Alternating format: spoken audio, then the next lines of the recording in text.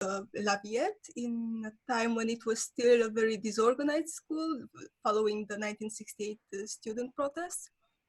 And so she apparently thrived there, though it was a pretty anarchic situation and people skipped classes and everybody was learning by themselves. But she also had the occasion to do some research, which I guess was really good for her. And well, she's generally extremely open to all kinds of inspiration sources, so ranging from rock music to airplanes. And over time, she was involved in well, other projects than just architecture, like in design projects and art installations. Well, for example, for a design, well, she designed an object, a knife, and it's quite funny how she did it, because she got the commission and she just made a model out of, well, plastoline, I think, or something like that. She just modeled it with her hands. And then she gave it in the office from person to person, so that she could make sure that it's comfortable for every hand to hold. And an art installation that is very interesting, I believe, is something she did for, well, kind of a competition for colorful gardens. And of course, being such a, well, a revolutionary character, she did it in black. But it's a very reflective surface, which actually brings about the colors that are around the pavilion. And it's also very interesting because what you can see in the picture on the floor, that is rubber powder. So when you step on it, you can't see anything. You can't hear anything. You can also barely hear your interlocutor if they say something. So it's I suppose this kind of lack of sound also makes you pay more attention to what you see, so the colors. And lastly, well, in the last picture, you can see one of her most well-known architecture projects. This is her studio. This is her office. So as you can see, she has lots of physical models and lots of tubes of paper drawings. Because that's pretty much how she works. She relies very much on hand drawing and physical models, and well, pretty much in order to take her ideas out, and only after that work on the computer starts. I will now show some of her early works and well, competitions. She is doing constantly lots and lots of competitions, of which she wins some, but obviously not all. And it's quite interesting. This is one of the models she did. And this is one of her earlier drawings, which I find they summarize pretty well her overall style, because there are like the pretty regular, well, parallelepipeds, which are then somehow fractured. And then there are also the diagonals, which she's very much interested in. And there's also that weird blob that focuses the attention. So you'll see, you will be able to find these elements throughout her projects everywhere. This is, again, how she works with models, at least in the beginning. And this is a project for a competition she didn't win, but I found it quite interesting because it shows pretty carefully how people relate to the light that comes through the place, and also how people relate to each other, like on different levels.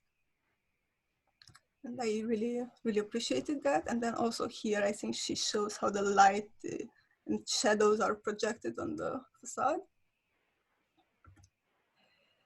This is a later work, again, a competition that I think, not sure if she won. I think she didn't won, but I think it's very, very descriptive of one of her most important ideas. That is the idea of having a continuation of the street inside the public building.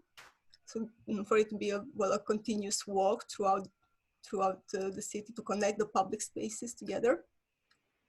And then there's also this kind of, we could say, solution she usually finds, in which she has a very, very weird circulation inside the building, which forces you to explore more of it. And also the solution of the red accents, she uses that a lot. And now I will present the actual built works.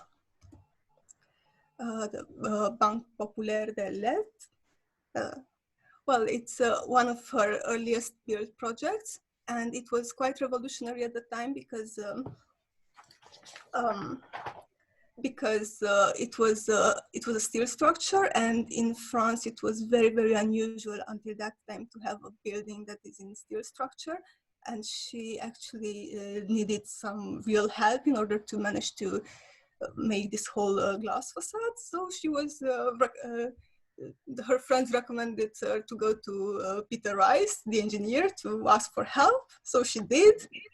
And it was quite interesting because he wasn't really, the engineer wasn't really interested in how she thought well, the structure could be solved. He was very interested in making sure that the actual architectural qualities are worth the effort. So like, is the light really that nice? Is the experience of the building really nice? And it was, they convinced him.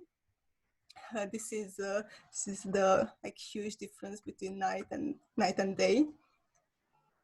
And this is another view, closer view of the facade. And this is a lateral view. I understand that they also use lots of modular industrial elements in order to build this. And this is an interior view, very, very fluid. It's almost like underwater. This is a small project of social housing. It is one of the very, very few housing projects they have, but I thought it's quite interesting how they managed to, well, come up with a feasible solution, but they still managed to, well, preserve a bit of their style. So they have a colorful facade on the one hand, and then, well, opposing style facade in the other, on the opposite side. This is an interesting pavilion they did. So it looks a lot like a tent. It looks like they make use of the structure of the tent. I understand that they didn't really, they didn't, conceptually they weren't related to a tent, but they were just experimenting with, again, different kinds of steel structures. Now the Macro Contemporary Art Museum in Rome. Maybe some of you have seen it. If you have, please tell me what it is like. Feel free to interrupt me. Well, okay, this is a view from above. Here on good weather, there is a restaurant, and these lights here, she designed them herself. She does that a lot with her buildings. She designs usually the lights and the carpets and the furniture. She wants to do all, to do everything. And this comes back to the idea I mentioned earlier, that she is trying to make sure that the building is, especially a public building, is a continuation of the outside street. So, for example, in Rome, there are lots of cafes. So she did one that faces the street, but she made it up. She put it upstairs so that people, in order to get to it, need to go inside. And well, this is kind of a plan with, like, again, a very contortion circulation in order to make you really discover everything. Oh, and I will just mention that this, pretty much, if I understood correctly, this is what she had to build, and this is the old building she had to connect to. And this is another level. And then this is from above. And the idea again with the circulation is that it's, I understood that it is paved with basalt, which is similar to the paving outside. So your steps on the stone should sound in the same way they sound outside.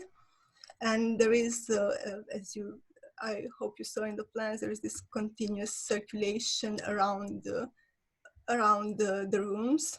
And here is the red blob with a kind of auditorium inside it. And see, the circulation continues all around the building. And the toilets are something very, very special, surprisingly. She actually says that the toilets are almost the part that she enjoys the most to design, because in the toilets there are almost no regulations. So she's free to do whatever she imagines. So what she did here is, well, what you can see here is a sink. But it's not really obvious how you turn on the water or the fan, and you have to move your hands around it, and you almost start to dance. It almost looks like a dance, and once you do manage to turn on the water, everything turns red. So she was she really took notice of how people reacted to this, and she said that yes, everybody's smiling when they come out of the toilet. So she was kind of sensitive to that. This is the restaurant in the Opera Garnier. This is the historic building, and the restaurant is right under this cupola. And it was very, very difficult to design this restaurant inside the structure, because, well, you definitely needed another level in order to fit enough tables. But you also needed to make sure that everything you build can be completely removable, and that it doesn't alter the original structure in any way. So what she had to do was to basically avoid all the columns. And this is a section bit of how what it looks like. And as you can see in the plan, this is the ground floor plan. This is, well, here is the entrance, but here is like the street facade. So in order to close it off, she she needed to keep it all very transparent. So she came up with this kind of glass, and then you see here and here are all the white columns she added just next to the original columns. And here is the mezzanine. And it's quite interesting because it's quite interesting how she came up with the design, because here is the center of the cupola, and the requirement was that when you are on the ground level, you have to be able to see the cupola in all its beauty. So she had to make this kind of curve around it too, but it still works very well. It doesn't seem it's not impeding in any way. And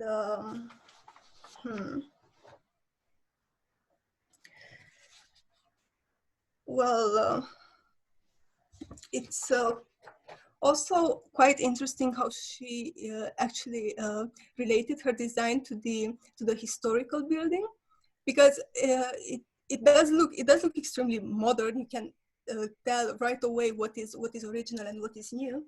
But on the other hand, she knew that these stone columns are actually not structurally made out of stone. They are steel, actually. And along with the steel structure, there is the ventilation and the thermal regulation system that they installed like back then. And then they covered it all in stone. So she pretty much did the same thing with her white columns, except, this is all molded plaster, and she also has to include the electricity and lighting. And this is, you can see here quite well how the glass facade connects to the original stone building. And this is a drawing of the glass, and it's quite interesting because it's 6 meters high, but it doesn't have it doesn't need a really like a big structure to support it, because I understand that it being so curved gives it some kind of important rigidity. And I managed to find some photos about how her columns are built, which I found very interesting. And this is a whole detail if you're especially curious about it. And this is what it looks like. Oh, and a nice little touch is that she was very careful of the kind of plaster she used and the textiles of the furniture to make sure that the acoustic properties are well kept in check, so that it's overall a pleasant place to be in. The next one is a museum, a contemporary art museum, which came about in a bit of an unconventional way, because first there was the art, this sculpture, which is I understand more exciting when you visit it in real life. The picture doesn't really do it justice, but the requirement of the artist was that the facade of the building behind should really be silent and put into the limelight the sculpture. So ODILE DECQ thinks she managed to accomplish that.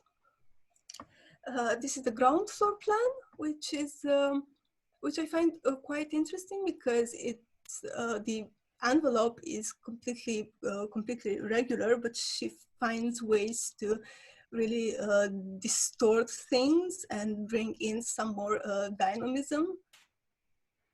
And for example, this stair here is interesting because it widens at the top, a bit like in Casa Malaparte that you, Dan Coma, were talking about a couple of days ago.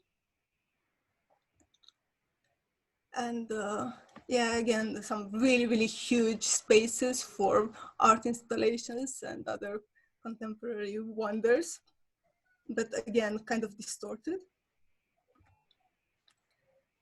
And same above. And I found this staircase quite interesting, because the steps are all are supported just from the wall, from the concrete wall, and the open risers can contribute to, well, you make like a feeling of uncertainty and even of danger. So in order to, and in a way she accentuated that by having a glass here, but on the other hand, she also found a way to take care of psychologically of the user, because she chose to have handrails that are like very big, very solid. So I suppose even though they are like too big for the hand to be completely comfortable on them, it still helps that they are so big and solid. Another inside view of how she plays with the steel structure. And another toilet. This one has the feature that there are mirrors everywhere, but you can't see yourself anywhere. Well, in a real like in a real life reflection. As in, it's everything is distorted. So you can never be, sorry. You can never be quite sure of how you look like in that moment, which I find fun. This is an event space and an office building on the banks of the river. And this is a section right through the building, and it's again interesting because she started with a very regular shape, but then she just decided, yes, let's make this outrageous cantilever right here. And what is more, she also I hope you can see it. She also made this part mostly out of glass, so it looks kind of like this. And she described it quite funnily that when you walk on the riverside and you look up, it's almost like you look up through the skirt of the building, and it's quite impressive that you can see all this massive, well, not quite, well, massive, intricate structure, very intricate structure. The facade has a very interesting kind of ornament. They collaborated with an artist, and the artist thought that architecture in a way is quite, how can I put it, quite egocentric, because once something is built in a place, you can, like, that part of the landscape is gone, is completely, well, unreachable. So what he made is that he provided some photographs so that it kind of feels like you can see the landscape beyond the building. So the building doesn't take up your view. So in a way, oh yes, and they printed this like with very small gray dots on the glass. And it's funny how this actually makes the glass much more transparent than the glass would allow it itself. This is the inside, again, the kind of beauty of the structure and how the pattern on the glass reflects on it. And this is a nice, cute moment. Well, I just found it so because it's quite a comfortable space in which you just, I think, chill out, take a break, and also take advantage of the interesting view that you wouldn't really get anywhere else. These are the offices. And well, an interesting thing about them is that she, I think in order to take advantage of the thermal mass of the slabs, she really wanted to avoid a false ceiling that would cover everything. But when she decided that this, it also meant that she had to find a solution for well, providing appropriate acoustics for the office. So she designed these white elements, which have acoustic properties, but also provide light. This is a rather unusual building for her. It's all very curvy, but again, the familiar red blob is here, so we can still recognize the style. And also, yes? Well, okay. And also the intricate circulation that that goes from place to place, and you have to go around in order to get to the next stairs. This is a plan view that I hoped might help understanding the building. It has a garden on the top. These are pretty much the partitions, like with the auditoriums, the ground floor. And this is a section through the building. It's quite interesting, I think, how people from, well, one part of the gallery can see across. And this is a render they did that I thought would help understand better the whole scheme. This is, again, a project that relates to architectural history. It is the renovation of Antti Lovag's bubble house, which he built, and it's, I understand, by hand together with the owner, with the commissioner. And ODILE DECQ was commissioned to refurbish the interior by the children of the owner. So she went, you could say, all crazy about it. I understand they're a brother and a sister, and the sister was all like, let's go with the pink, let's go with the maddest pink you can find. And then the brother was almost about orange. But there is still a diversity of other colors too. And they built, there's custom built furniture in it. And it's all very, very exciting.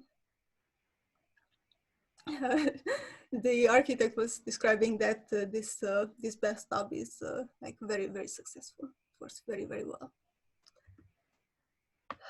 This is an office building and a startup incubator. And this is the entrance to it.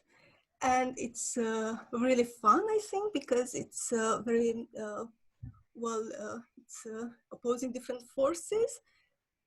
Maybe even you could say it puts together different points of view, but then both are just united and balanced out by the sheer curiosity that the red blob brings.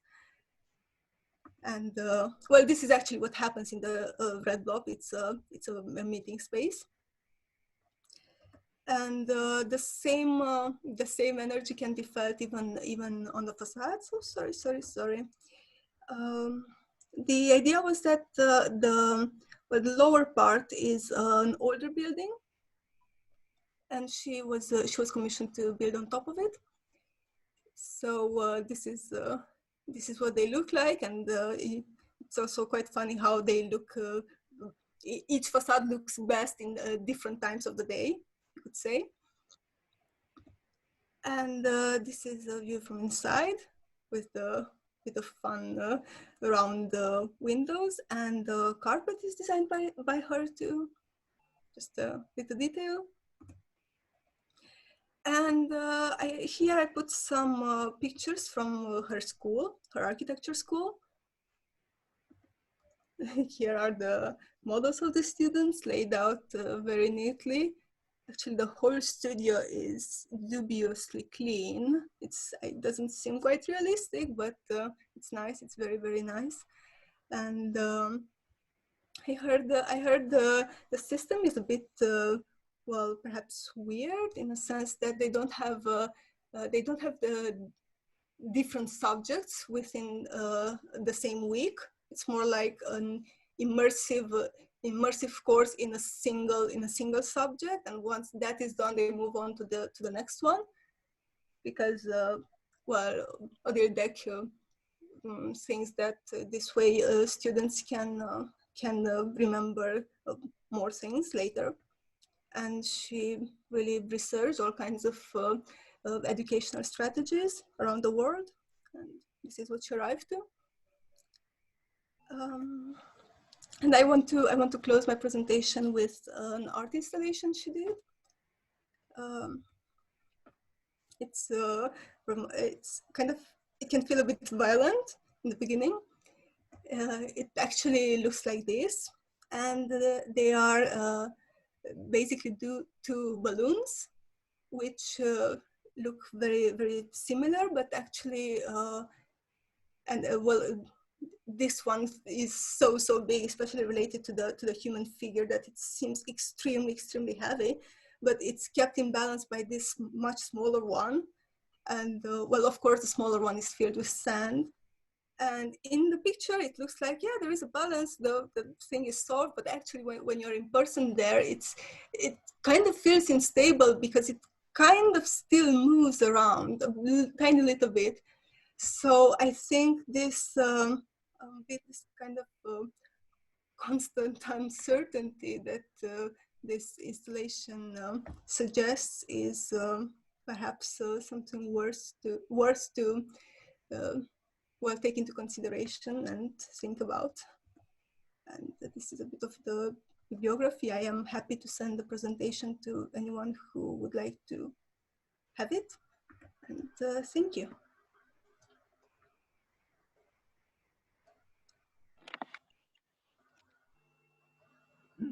Congratulations, Judith. It was an excellent presentation. Thank you. Has anybody visited any of her buildings? Pardon? Has anybody visited any of her buildings? I don't know. I didn't.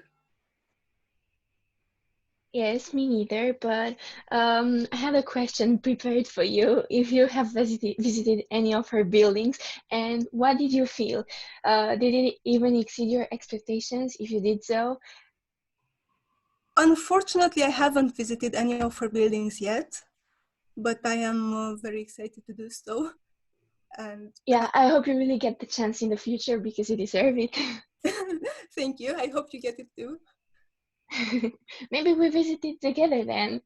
Yes, of course. It's always more fun to go together with other architects and compare our impressions of it.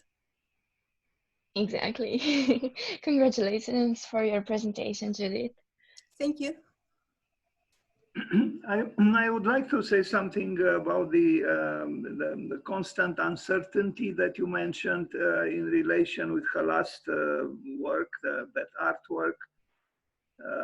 I praise this so-called constant uncertainty because it's actually a condition, a prerequisite of creativity. So she is, you know, continuously adventurous, and I think we can only learn from someone like her. And I want to say about her school something that you didn't mention, Judith, that she doesn't have her school, which is very small, but is probably the most unusual school of architecture in France. She doesn't have a faculty. There is no faculty. From what I read, professors are invited one at a time, or I guess usually one at a time, and one or two students go and pick her or him up from the airport with a car. So the guest spends a few days in the school with the students in this immersive, as you well described it, environment, intense, you know, exhausting a subject in a way, and then another professor is invited and so on. So, you know, you can have many kinds of schools of architecture. If you let imagination imagine, then you realize that actually schools can very easily avoid conformity and you know, implicitly, you know, stressful boredom and so on. So I truly think her school, and her school was born in a way from exasperation, because she was not happy with the way the schools of architecture in France were. So she wanted to show an alternative. And I think we need badly alternatives, not just in France, but everywhere. Because these people who take adventurous paths in their professional lives open new horizons of hope. And she is one of them. Although also something else you didn't mention, Judith, she suffered a great tragedy in her life because her partner, both professionally and I imagine privately, died in a car accident. They were both in the car, but he died and she survived. And she overcame that tragedy, and her creativity continued, maybe even intensified. So Yeah, quite a remarkable woman. Yes, definitely very strong. Pardon? Yes, very strong and unconventional. I saw her lecturing once at Columbia University in New York. And she was just like in the picture you showed, full of energy and polite, but also provocative. Yes, quite an architect.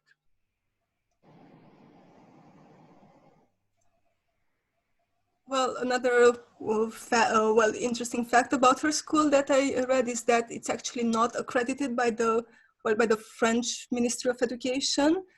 However, she did manage to get an accreditation from RIBA, Royal Institute of British Architects, which I'm quite glad, because it still helps, I believe, to have a kind of legitimacy in the field. I'm glad you mentioned this, because well, when you say some kind of legitimacy, a lot of legitimacy, because if you have the accreditation from RIBA is quite enough. And actually, I didn't know this. I didn't know what you told me, but I do know that David Gloucester, who runs the Department of Education at RIBA, and who is a very open-minded architect himself, loves ODILE DECQ, and he wrote to me about her in very almost exuberant terms. And I know that RIBA is actually advocating the cause of unconventionality in education, and I think we need plenty of it. The more, the better. Yes. But so if we could continue to talk about her, but if you do not want to say anything else, I could start the presentation on OLGIATI, who is considered a god in the environment I am in, is a god I never trusted. I will be honest with you. I never liked him. But I also didn't know him so well. But now I know him better because I prepared the presentation, and but my polemical side is helped by the fact that 4 days ago, on the 14th of July, was the birthday of another Swiss architect, kind of similar to OLGIATI, a little bit less known. But I think not at all inferior, and it will be up to you to decide if Peter MARKLI is a lesser architect than OLGIATI.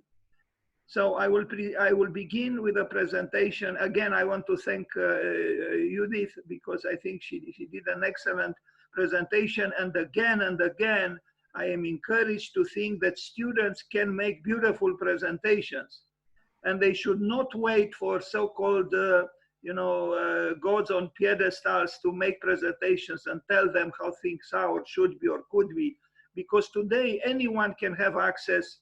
In fact, Judith found a search for more information that I am able to find. So I totally trust the students. And I would invite anyone from the first year to the last, even expelled or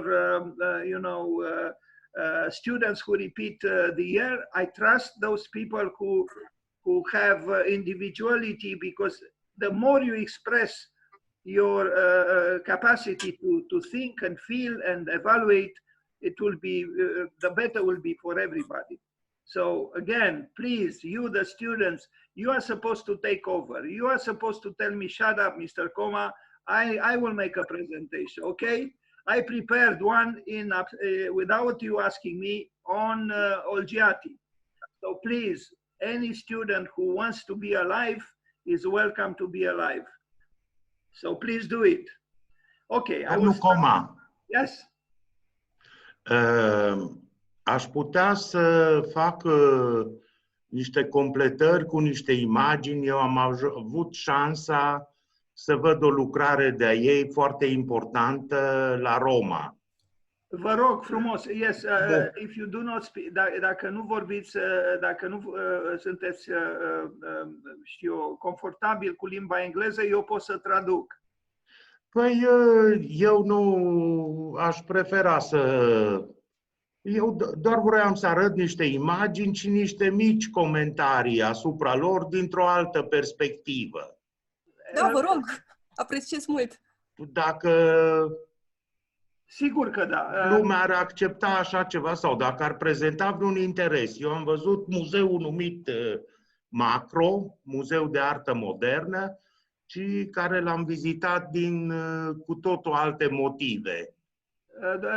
Domnul profesor, sunteți foarte binevenit, but we must talk, trebuie să vorbim în limba engleză, because there are foreigners here and you know how it is. When you have a guest, we have to try to use the language that they know. That's why I said I will be happy to translate, or maybe Judith. It won't be a problem, but your intervention is very welcome. So, Mr. Pop, who is a professor at the University, at the Faculty of Architecture, the most important in Transylvania, will show us some works, or a work he visited himself in Rome by ODILE DECQ. So I will give you the right to use the screen. Just a second, please. I have to find you on this extremely long list. Where are you, Mr. Pope? I don't see you any longer. Did you leave us? Nu. Okay, I see. Okay, just a second, please. Okay, so now you should be able to take over. Thank you.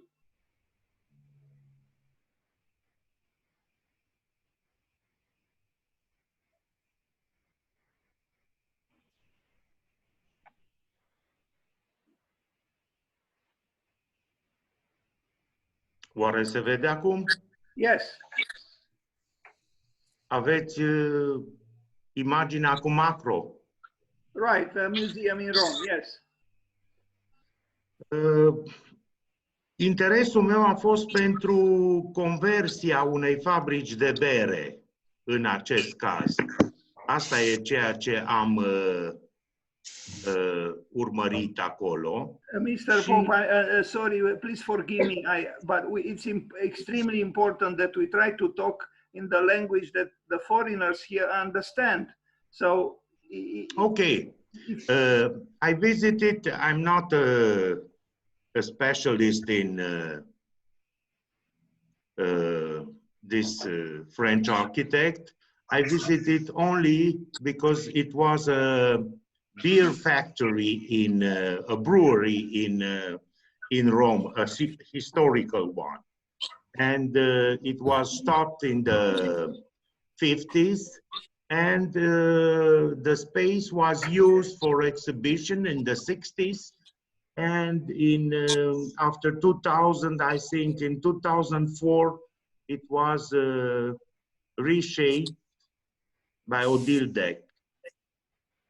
And you have some images from inside. I'm not very pleased with this intervention. Is a fake former window from the factory. Those windows are from a bad quality. I think it will be better to have the original ones. And this is the inner space or the inside court of the former stable, the so-called scuderia in Italian, for the transportation of the beer and the ice.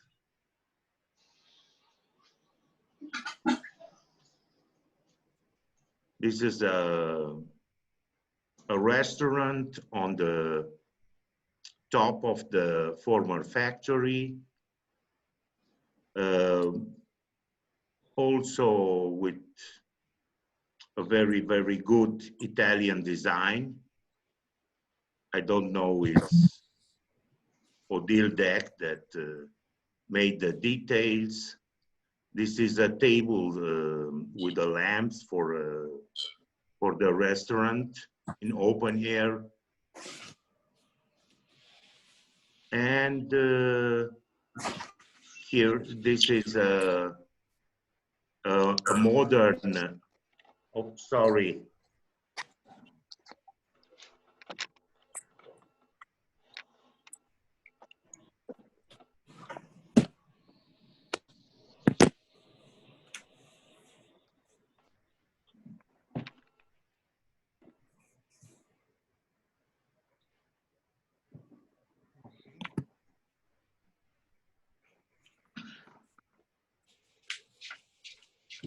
And you just have to watch this converted space from a brewery to a museum.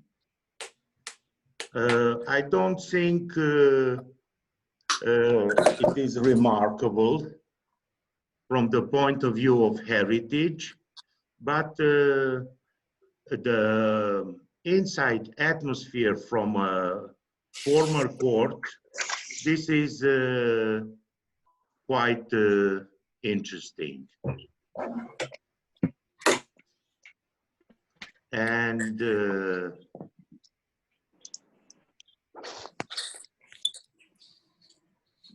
I want to show you some last picture.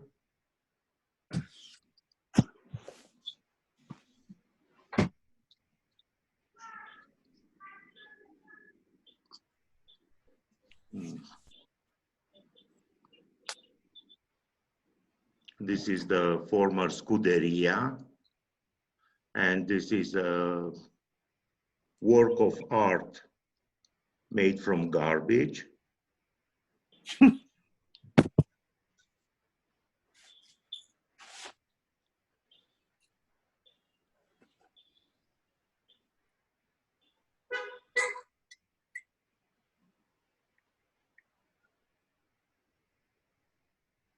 That's something that I really like it.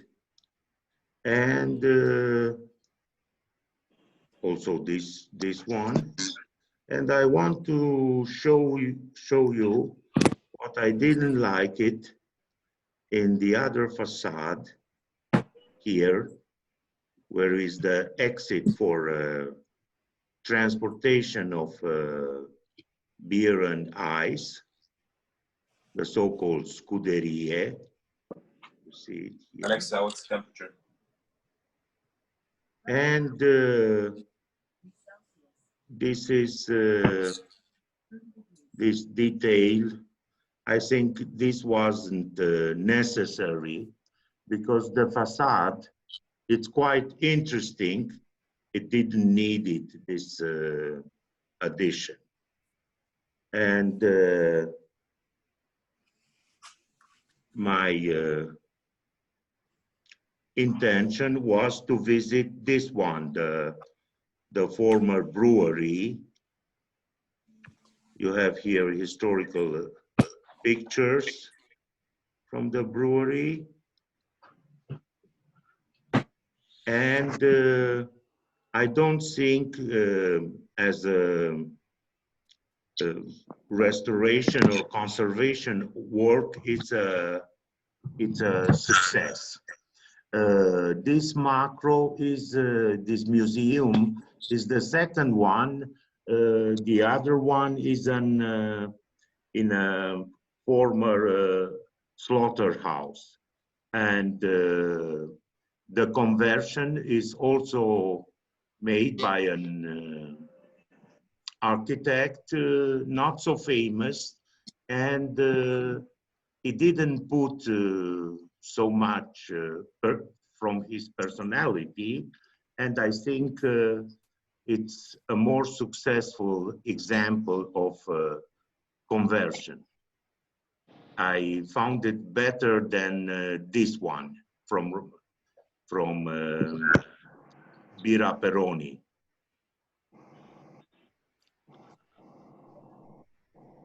Sper că nu v-am plictisit cu câteva imagini și poate impresii prea personale.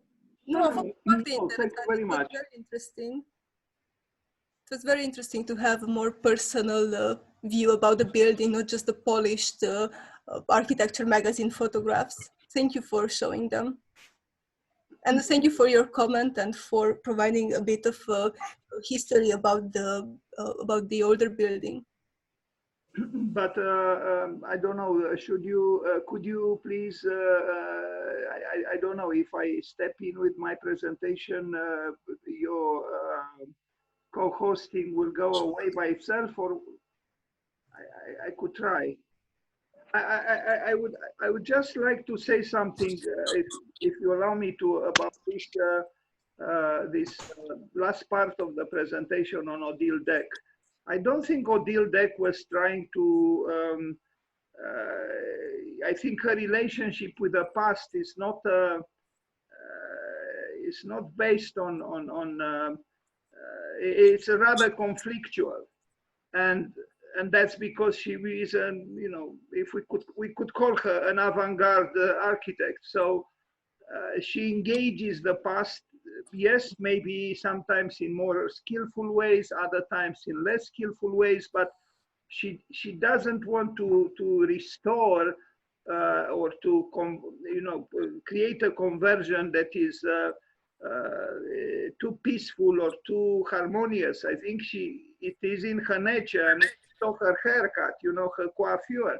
This is a lady who likes provocation. So, you know, sometimes these provocations are more graceful, other times less. But I think, you know, she is to be considered in this light of being an innovator and someone irreverentiously so many times. Okay, I will begin the presentation on. This will stop other screen share. Do you want to? Okay. Okay. Thank you. So now I will begin the presentation on OLGIATI, Mr. OLGIATI. But you know, I hear some very dramatic noises. I don't know where they come from. I have to see, does anyone have the microphone on or what's going on? Gabriela, if you are so kind, I will, if you are so kind, I will mute your microphone for the time being. Okay, I will start with Mr. OLGIATI. I'm surprised I talk about him. I never expected I will do this because somehow Mr. OLGIATI provokes me in a way that ODILE-DECQ doesn't succeed in doing. And I will try to explain why. So, Valerio OLGIATI, a celebrated Swiss architect, but as you know, probably, he wrote a very, talked about book, which is non-referential architecture. And I wondered what he meant by non-referential, because to me, non-referential means almost the opposite of what Vincent Scully said about the work of Louis Kahn, quoting a British writer, Forster, with just two words, only connect. And I have a feeling that a so-called non-referential architecture is actually an architecture that would say the opposite, only disconnect. Because what else could be a non-referential architecture? To me, a non-referential architecture is an architecture... Domnul Coma. Yes? Scuze, cred că trebuie să dați share screen. Well, you've heard me. The picture is still there. Mulțumesc frumos. Thank you very much. Just a second. I knew something would happen, but I'll correct this quickly, I hope. But how? Because this doesn't show up. Okay, it does. Thank you for letting me know. I hope it will work now. Now, what am I doing here? No. Okay, just a second. Thank you. Share. You should be able to see it now. Right? You see it. So Acum, I didn't show any picture. I just showed the name, and I was mentioning the book he published called Non-Referential Architecture. And thinking about the title made me arrive at the conclusion that somehow a non-referential architecture is one that, as I said, doesn't have as a goal to connect, but to disconnect. And I am wondering, you know, I mean, Palladio spent 2 years in Rome finding references to his architecture in the Forum. And here we have an architect in the 20th century trying to suggest that somehow a non-referential architecture is what could be maybe appropriate for our time. But let's see, he is no doubt a skillful architect, but it worries me a little bit, this almost narcissistic, because in a way, a non-referential architecture is in actuality a self-referential architecture, because when it is not referential, it becomes self-referential. And I see this all the time in his works. And doesn't matter how skillful they are, I kind of see too much the letter O in his family name, OLGIATI. In fact, if you open his website, the only thing that you see at first is letter O. And strangely, perhaps unamusingly, that letter O is also present in some of his works. My opinion is, and I'm not a psychoanalyst, far from it, but I have a feeling this gentleman is a little bit self-obsessed, or at least narcissistic, because I never saw such a website before. And when I also contemplate the title of his book, Non-Referential Architecture, this could very well have been named self-referential architecture. This is my opinion. Maybe it is subjective, but now you know it. I think, yes, that he doesn't say only connect, like Forster, quoted by Vincent Scully talking about Louis Kahn, but it says only disconnect.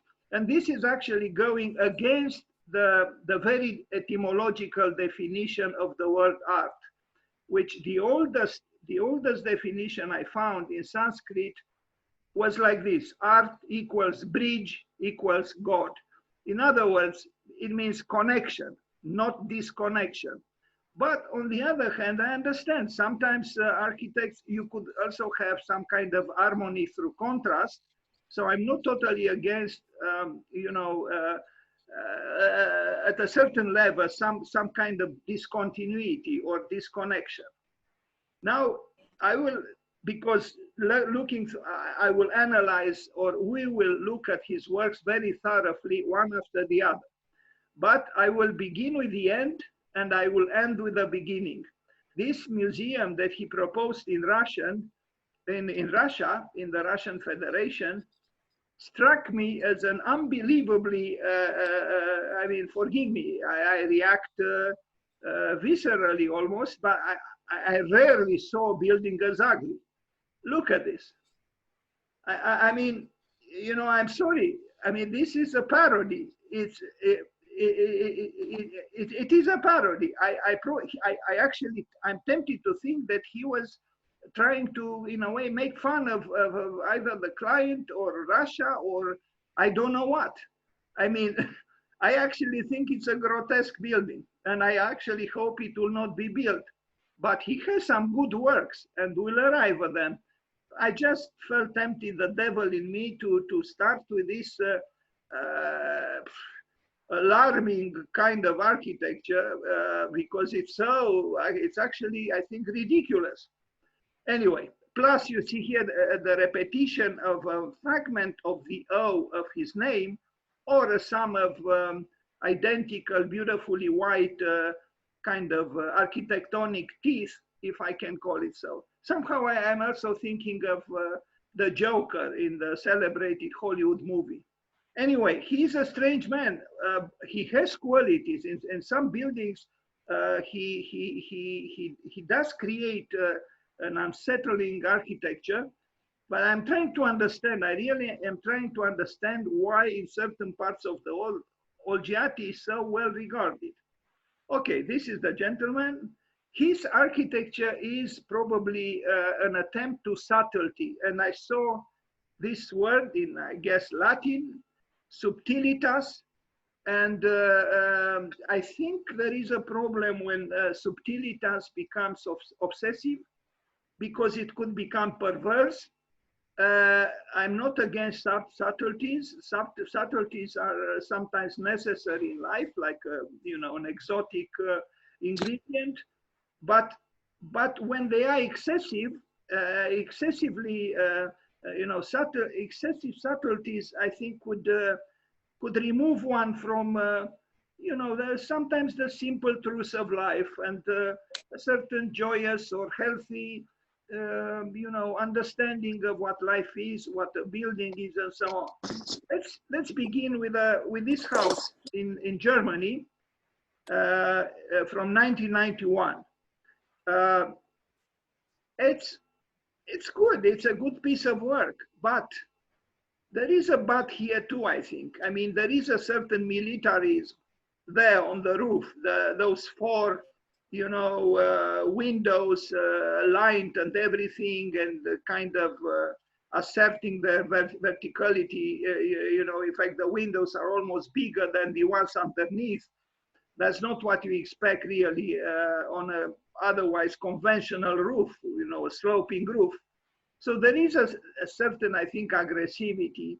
And I'm not saying that aggressivity is always something bad in relation with tradition, because, you know, I think a balance is necessary between, you know, respect towards tradition and also the need to innovate.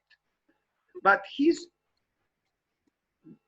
innovations are sometimes, at least to my taste, and of course I am subjective, but I find them a little bit pretentious and excessively so-called subtle. Like, for example, here you see there is a slight curvature of the facade. Now, this kind of affectation, I mean, is it really necessary? This is not the Parthenon. You know, it's not the Parthenon where Ectinos and Callicrates did something similar with a platform on which the temple was built. This is a small building in a village. You know, I mean, I actually think that sometimes an excessive desire for what is called subtlety could destroy something maybe more important. And you see the curvature also a little bit on both sides. I mean, you know, anyway, personally, I think that if we respect tradition and we, you know, have affection for vernacular architecture, for example, we shouldn't indulge in such, you know, almost decadent subtleties. But this is my opinion. At least he's courageous enough to place the bathroom and the toilet in the facade, in fact, ostentatiously so, something totally forbidden in some schools of architecture. So here is not only that he places them in the elevation, but he emphasizes them by simply bringing them outwards. Now, such an architectonic, you know, iconoclasm would have been punished severely in some schools of architecture that I know. And I think some of the students are smiling now, I hope. Okay, so this is the building. I mean, look at these columns here. I mean, really, is it really the place to support? And I'm not even sure is a need here for this support, almost like a bird by Brancusi or by Brancusi. I mean, you know, I actually think there is a certain level of disquieting perversion here. And again, I'm not against subtlety, but I think there is a room and a place for subtlety, and I'm not sure this is the room and the place for something like this, you know, to have a bird by Brancusi support cantilever, which is not even very dramatic, and I don't think it needs any support.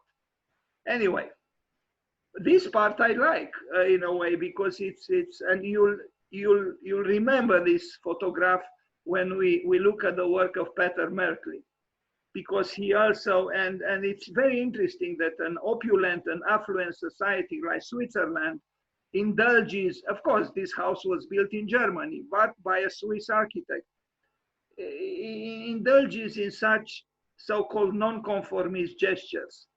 It's some kind of flirtation with some kind of arte povera. You know, maybe it's to be expected. I don't know. I never arrived at this affluence and this opulence to feel tempted to, you know, celebrate in a certain way misery. And again, this is the house. And maybe it was I don't know, a conscious effort there on the roof to express something that maybe interested him. I don't know. Anyway, so again, if I compare this house with the Parthenon, that's very, very subtle curvature of the wall, I find an affectation. I think it's an affectation. Anyway, moving forward. This was an early work by him. Now you see also the courtyard. He is a strange architect. I wouldn't say he is not an interesting architect, but I think he has to be seen critically too. And I think he invites criticism. I mean, really, look at this again, that slender, but also itself a little bit curved, just like a bird by Brancusi, supporting something unnecessarily. So it's actually an ornament, if I can call it so. Okay, now I couldn't find pictures of this work. I'm not so good at finding, I don't know, I have to talk with Judith and other students who are much more able than I am to find all kinds of interesting references, Mr. Olgiati, references. Okay, now the side museum, the Perling side museum and entrance. This is a good work and interesting in Bahrain. I like this work, although I'm surprised the clients liked it, because it is, there is a certain level of morbidity here. And I think in almost all his works, there is a certain level of morbidity. Kind of strangely married with subtilitas. You know, maybe a book should be written or could be written about his work called Morbidity and Subtilitas. I think death is too grave and too serious to be subtle about it. But you know, he's alive. His buildings are alive. So I guess maybe an essay at least could be written called Morbidity and Subtilitas, as I said. He is an interesting architect. I like particularly this picture. But again, I'm surprised that the clients liked it, or sometimes the clients, if they purchase the services of a famous architect, they build anything because they have a signature building here. But sometimes I have the feeling that the signature architects are maybe a little bit sarcastic towards the client or joking a little bit. I don't know exactly what the case was here. It is an interesting carcass, you know. We can't truly call it a building as yet, but it happens that I like it, this one. But even here there are affectations. I mean, you know, do we really need this, you know, so-called sophisticated detail here? You know, we are dealing with some kind of architectural ruin anyway, you know. So again, to be subtle. When death knocks at the door and makes your building a ruin is a little bit, I don't know, almost irritating, I think. Anyway, but then you have these kind of interiors and are very common to him, and you'll see some, you know, opulent villas that mimic some kind of arte povera. You know, you would almost think that, well, these people found these pieces of furniture on the street. They brought them here, you know, they just scattered them in the big space. And so it's this kind of strange feeling that you know, I imagine, you know, expensive structure and building is some kind of a, you know, bunker or some kind of a refuge, you know, I don't know. It's again, I think he's a perverse architect. The more I look at his works and the more I think about it, and also if I remember his face and you know, that he has a certain smile on his face. I don't know, but I kind of like, though, you know, it is aggressive, of course. These people have to come to terms with this thing. I mean, look at the building on the left, you know, it's a statement, you know, and it's interesting and it's provocative. But anyway, essentially he built a ruin. That's what he built. A Swiss ruin in Bahrain. I like the plan, though. You know, it has these columns scattered, kind of like in that famous work by Ishigami, but this is an architect with a different sense of tectonics, and yeah. I also like the play with the openings in the slab, you know, and here you might have some kind of a reference, Mr. Olgiati, to the local culture. I do see those openings almost in the shape of a window, no, from the local culture. So as Luigi Prestinenza told me, Dan, never trust what the architects say. Maybe he's actually contextualist and he loves references. I don't know. And if it is so, then I'm totally wrong, because then it means this is a man with an immense empathy and quite the opposite of someone who says only disconnect. Maybe. Anyway, the drawings are also, they are exquisite. They are, you know, nice graphic works. They are abstract. They are, you know, refined. So yeah, he is a skillful practitioner.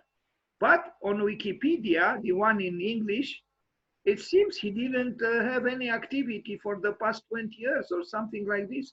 I think the last work shown there, and he's still alive, of course. Maybe, you know, someone didn't bother to complete that list or to bring it up to date. I don't know. And you see, again, this is like we saw the shape of a paradigmatic house or the local window as an opening in the slab above. Now we see in the section as if it is a house, you know, rotated 90 degrees to the left with a you know, the sloping roof becoming not a roof any longer. So subtilitas again, but they seem to be contrived. I don't think he's a very innocent architect. And I do believe that Friedrich Nietzsche was right when he said that great work is a work that is both innocent and cynical. But here I see a little bit more cynicism than innocence. But maybe I'm wrong, I don't know, but I don't think a child would do something like this, to turn the paradigmatic house 90 degrees to the left, to rotate it, and then put a slab, a horizontal slab on what otherwise might have been the right vertical wall. Now, a flagship store, again, maybe an expensive store, it's a flagship store, and you are misled here. When you enter, you might think, well, you know, this is a building that, this is a store that ran out of business. I see empty shelves. I see these not quite finished or strangely finished columns. Again, it's a flirtation with arte povera, you know. It's probably a very expensive store, but giving the impression that, you know, appearance is what counts, and that is appearance is telling us that this is, you know, like a thrift shop. It's not a thrift shop. I mean, a thrift shop would not have the money to hire Mr. Olgiati to do this thing, you know, and eat up so much space for a bag on the left and a few scattered shoes on those otherwise generous shelves. So again, I think it is affectation here. It is theater. It is a lot of artificiality here. But there are interesting things, like for example, we'll arrive at that stair again. Um, he has something to say. You see again the kind of the paradigmatic sloping roof, and you see the two diagonals, the diagonal of the handrail of the parapet of the stair moving downwards, and then the diagonal of the, you know, so-called, sloping roof moving upwards. And there is a dramatic picture, you'll see it again. Now, before we arrive there, what is this thing here? You know, because it's not touching the the staircase. Is some kind of an illusion. I mean, it's giving the impression that it supports the stair, but in fact it doesn't. So subtilitas again, you know, lots of subtleties here, if I can call them so. Or this column here, half hidden behind this hanging, hanged wall. So I don't know exactly what he wants to say with these so-called subtleties. He's a mannerist. That's what he is, and I'm not against mannerist art. There was great mannerist art. I like though this strange triangle that is allowing you to go through it, underneath it, and descend on the first floor. That is theatricality, and theater is welcome to architecture, of course. But again, I think in the balance between cynicism and innocence, I think in his case, the balance is a little bit inclined on the favor of cynicism, not innocence. After all, this is the world of high fashion. Probably a dress that costs 1,000 euros, if not more. But when you enter, you say this is a rented space, you know, rented cheaply, and because you see the walls are not done and so on. So it's just mimicry. This is this kind of aesthetics which mimics what it is not, hiding behind it actually very different realities. To be honest with you, the moralist in me is a little bit agitated, but that might be my personal, emotion. I have troubles with this kind of aesthetics where, you know, we pretend to be what we are not. I mean, in a radical way, and it's pretension. I think it's a pretentious environment. Yes, it has aesthetical qualities, but when you think about the morality of what you see here, the ethics, the subtleties might actually begin to, even irritate. Again, even the drawing is nice. It's a nice drawing, but it's somehow too nice.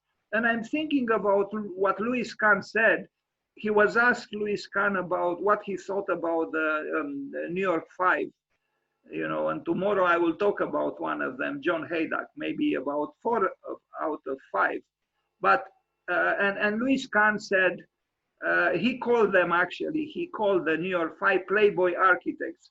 And he said, I prefer to do what is wrong, what is right in the wrong way than to do what is wrong in the right way. And my feeling is that kind of Olgiati is also flirting at least with doing the wrong thing in the right way, as opposed to Kant. This is my intuition and what I feel now. There are sophisticated things here, but maybe too sophisticated. And after all, what is this? You know, it's a store. You know, it's commerce. It's you know, this is not an esoteric place for esoteric knowledge. It's a place where you sell shoes and dresses. After all, Mr. Olgiati. Anyway, okay.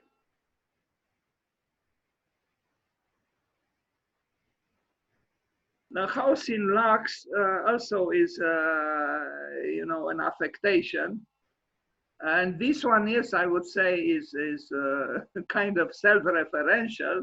In fact, I would call it self-referential and not referential, you know, because it is a narcissistic statement, you know. This is a house that says to the context, to hell with you. I am self-sufficient. I'm good. I'm just well and good by myself. I don't need, you know, the nonsense on the left and the nonsense on the right.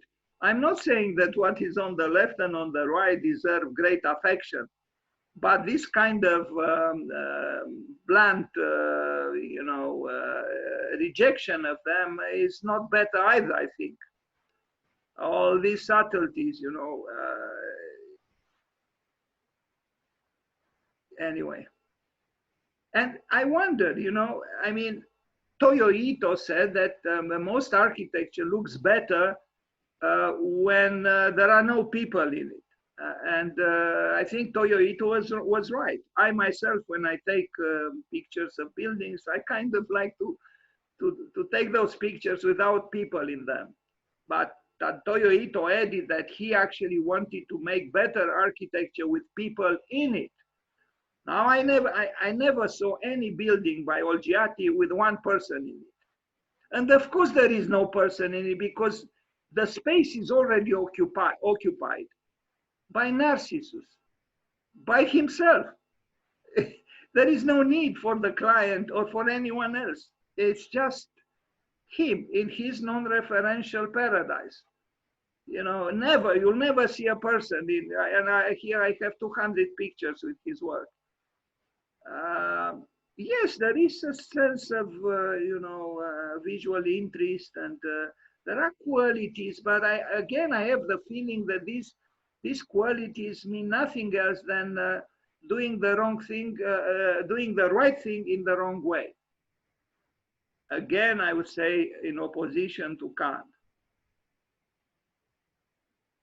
But what truly interests me, why the fascination certain schools of architecture, certain architects have in this gentleman. Yes, he's not to be ignored, but I wouldn't take him as a mentor, to be honest with you, because I find him very, you know, disturbingly pretentious. I mean, here you almost think this is an entrance into a garage. Well, it's actually the living room, you know. So I don't know.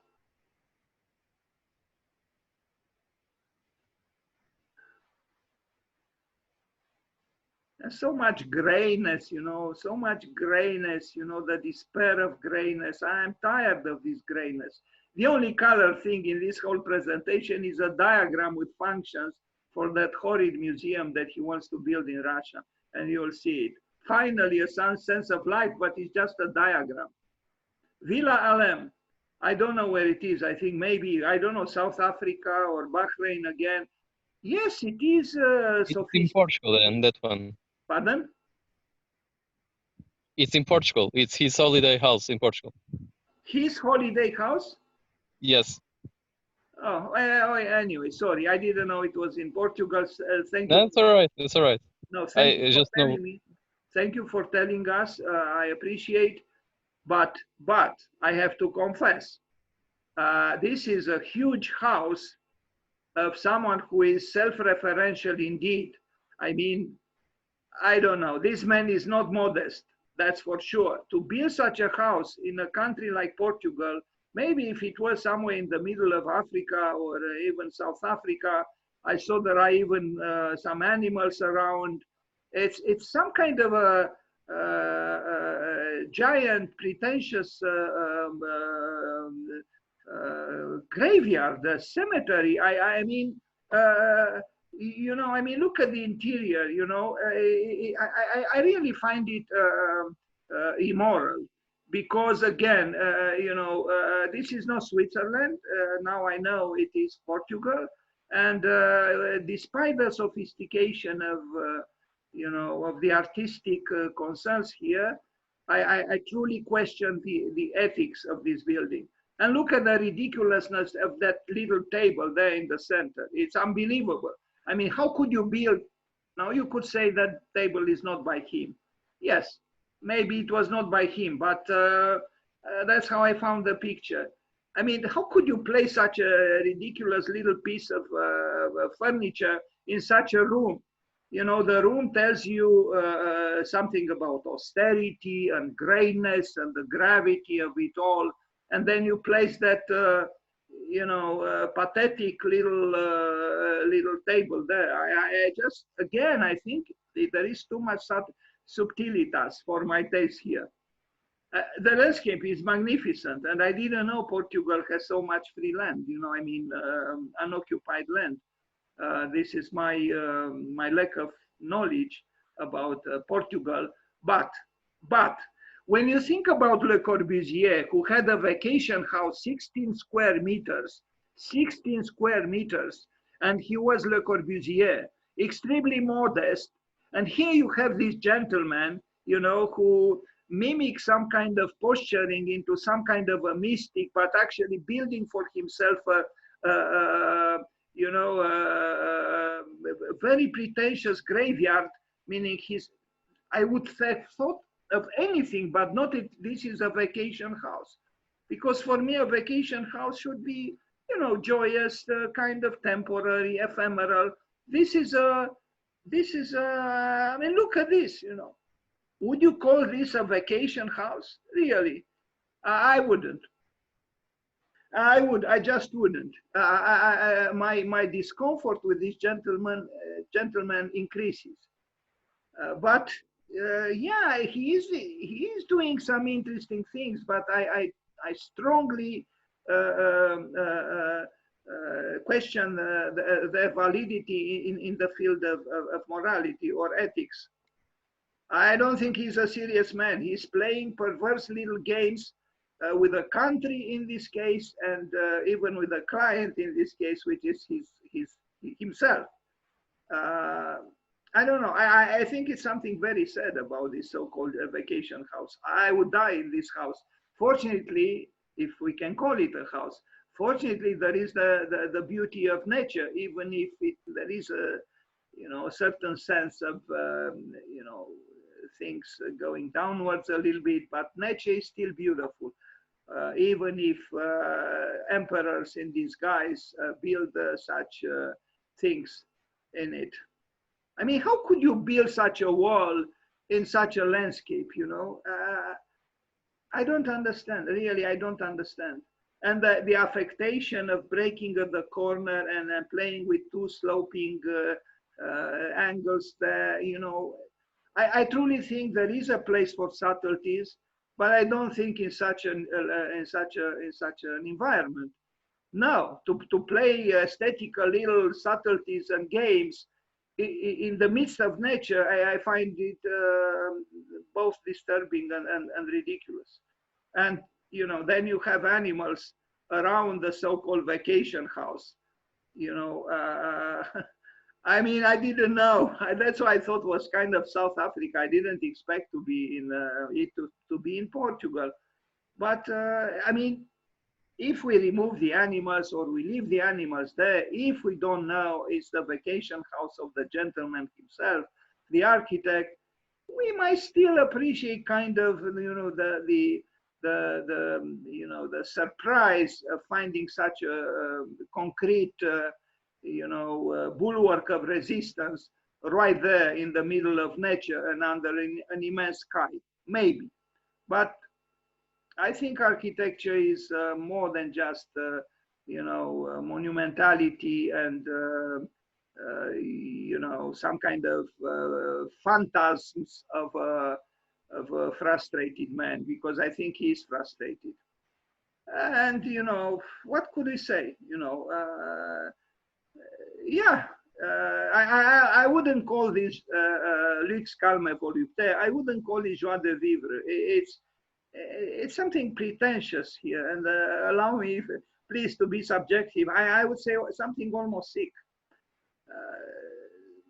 Anyway, I am subjective, and I'm sure other people think in the same way.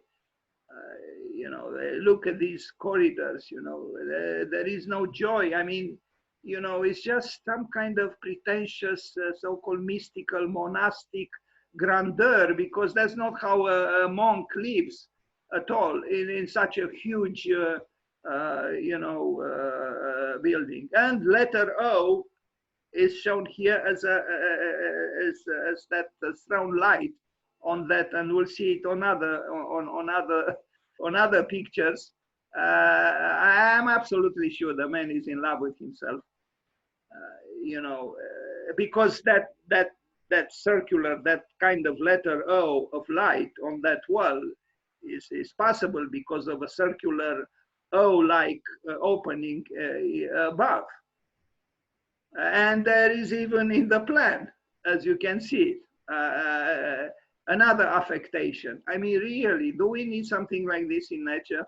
I don't know. Anyway, otherwise, yes, it's an interesting building, and but I don't know. I wouldn't like to be that tree there. Residential building, I imagine this is in somewhere in Switzerland. Here again, letter O all over in front of each apartment, that opening in front of each balcony.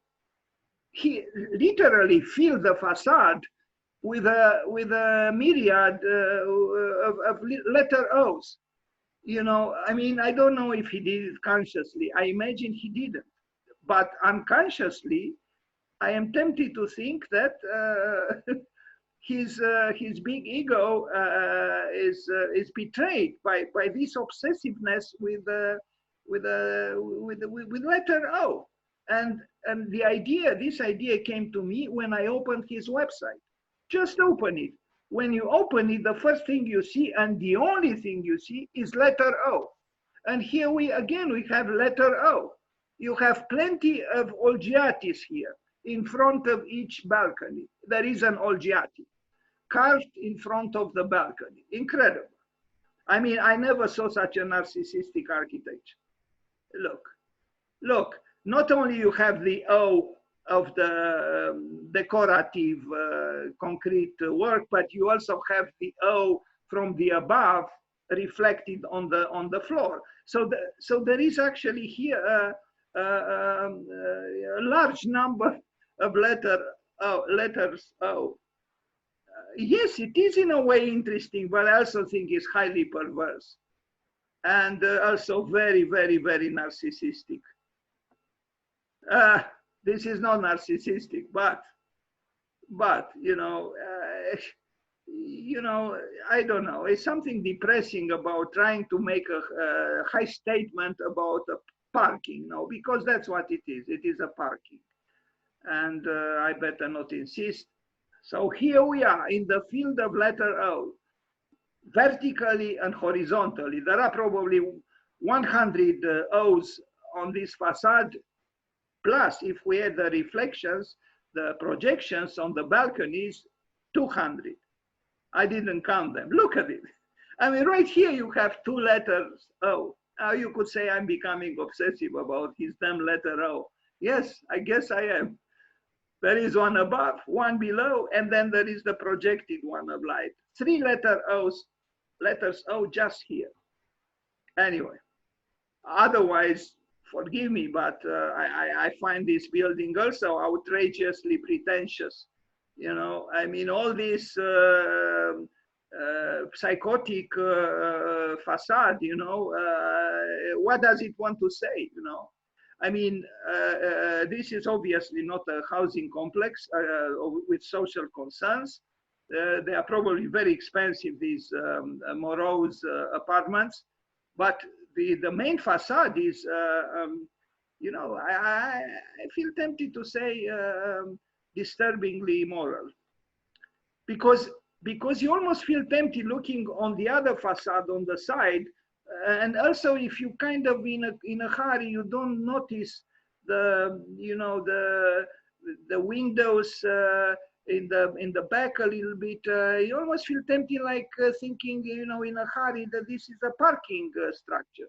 Well, it's not. It's an apartment building. That's what it is. Anyway, maybe I'm unforgivably subjective. And if you think I am, I ask for forgiveness. There is a strange combination here between pretentiousness and then mimicking some kind of a poverty almost, you know, look at the door and the stern walls. And I think this man knows nothing about innocent joy. You know, it's all contrived work, I think. Anyway, yeah, otherwise the drawings are impeccable, everything is impeccable, absolutely everything is impeccable, but look at that facade that I just mentioned. It's unbelievable, actually. Anyway, look at it. You know, and if you look at his website, you'll understand immediately who the man is. Reflecting his face in the flowing river. Now an auditorium, which is kind of interesting, but and I in a way I like it, but I also think his inner morbidity shows up here as well. I mean, when you look at this blank wall, and with whatever details you have there, let's say that window and that the structural element is part of the structure, which is also an affectation, and you'll understand soon why. You know, you never think this is an auditorium, right? Well, that's what it is. It's an auditorium. But you could very well say it's something, you know, in a cemetery, you know, maybe some kind of a collective grave or something. And in a way it is, because you'll see why. You'll see now. And look, now look at these chairs and look at the alignment. Of course, no human being is here because we are not facing the work of Toyo Ito here. We are dealing with a different architect. Yes, of course, it's interesting and kind. There is an ingenuity now that the sloping roof that slopes from left to right is counterbalanced by that huge, you know, column, if we can call it so, sloping in the opposite direction. Yes, there is refinement, but what for? In a way, you know, I come back to what Kant said. I prefer to do what is wrong.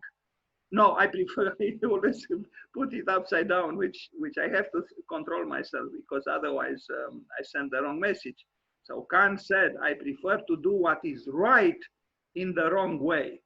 And here I see the opposite. To me, Olgiati says, I prefer to do what is wrong in the right way. If I am to inspire myself from Louis Kahn. Anyway, an auditorium, you know, it's interesting, but I don't know. Something about it turns me off.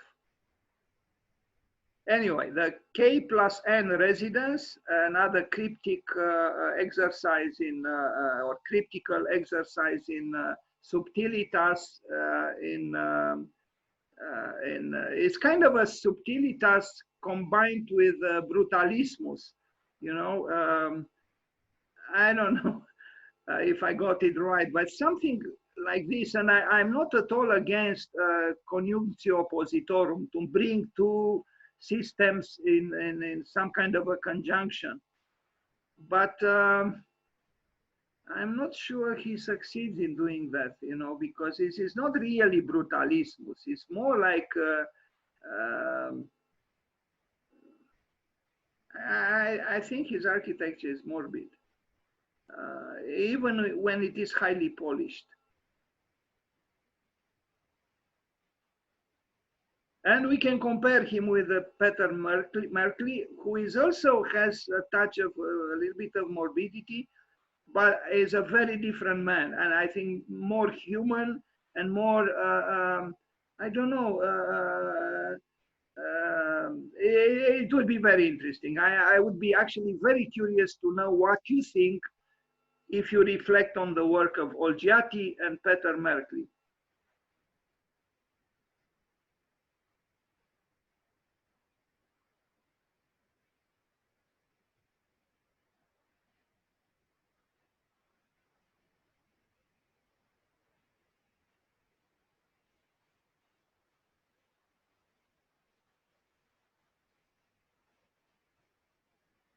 Okay, the National Park Center.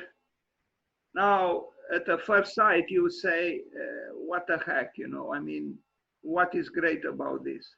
But if you look more carefully, you do see, you know, you do see here that there is a level of sophistication that only gives the impression that there is nothing sophisticated here. Otherwise, at the first sight, you would say, well, it's just a rectangular work, you know, Cartesian celebration of the right angle and so on. And again, you know, is the unoccupied space, you know, it's in a certain way, almost any space, if it's so pristinely or so pristine in rejecting any trace of life, could have some interest, even for an unskillful photographer, perhaps. Another perversion. I mean, did you ever see something like this parapet? Let's call it parapet. I mean, this handrail. I mean, they are like canes. I never saw something like this before, believe me. It's another affectation, you know, really. I mean, it would have been much better without them, really. I mean, you know, there are just 5 steps or 6, you know. Again, I think it's a perverse little detail, you know, and they are also kind of goldish, or, you know, have a golden patina. And I don't know. So I get tired of so much subtilitas. And you know, seen from the outside, I don't see that joyous subtilitas that maybe I would like to see. It's essentially you know, kind of a brutal building that tries to escape brutality through subtilitas. But I don't think its fundamental brutality is erased. But I like this there, it's true. I like, because I like dualities, and so here, and you'll see it in the plan. You almost feel tempting, like saying, well, this is some kind of, you know, trompe-l'oeil, or no. There are 2 stairs that emerge from a single one. So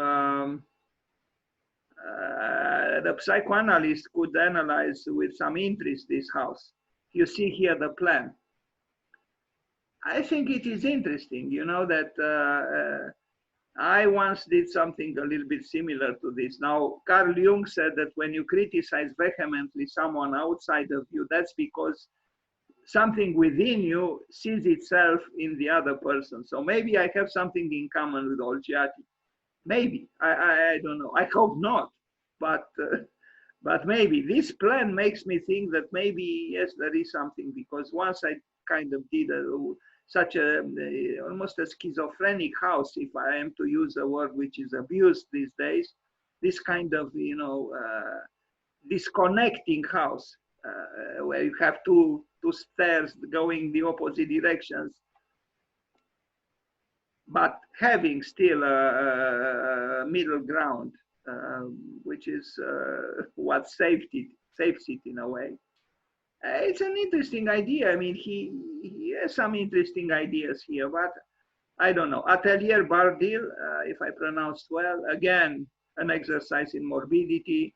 I mean, I understand he reacts against the cuckoo clocks of those 2 villas, the typical, you know, Swiss villas with little curtains at the little windows, and, you know, indulging in the good life behind those windows. So he builds this, you know, urban statement, you know, it has some decoration, it has some ornaments, built-in ornaments in the walls, and you'll see them. Even those are a little bit they remind me a little bit of another cynic, that is Andy Warhol. And again, of course, what would we do without letter O?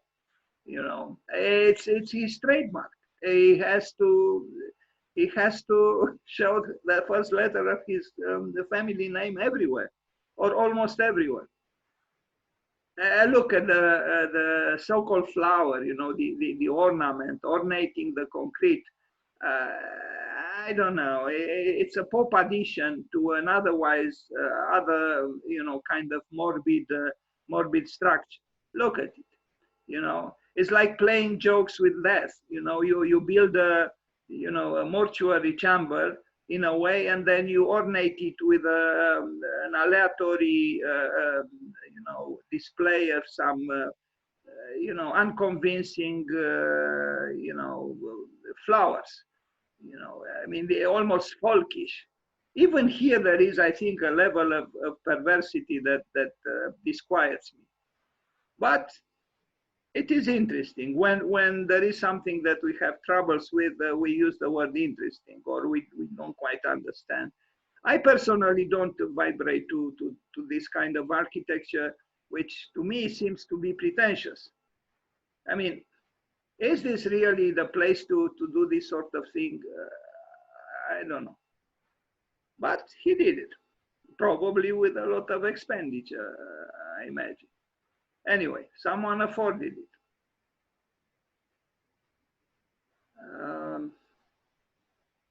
You see, even in the plan, don't you see letter O? Right there with a punctuated, interrupted line.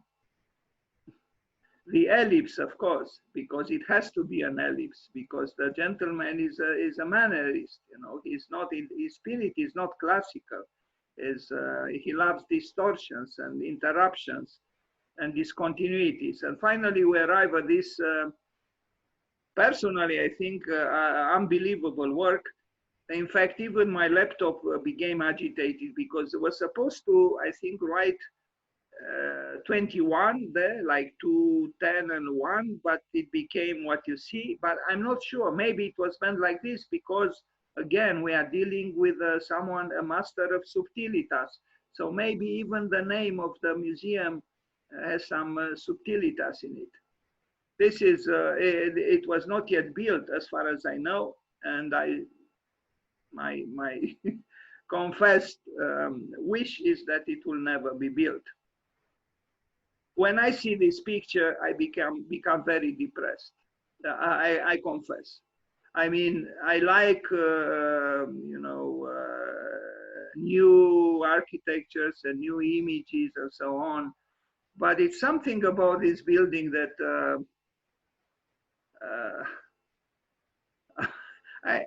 but you know, some people think that if you try to make the ugliest building in the world, you might actually succeed in making a beautiful building.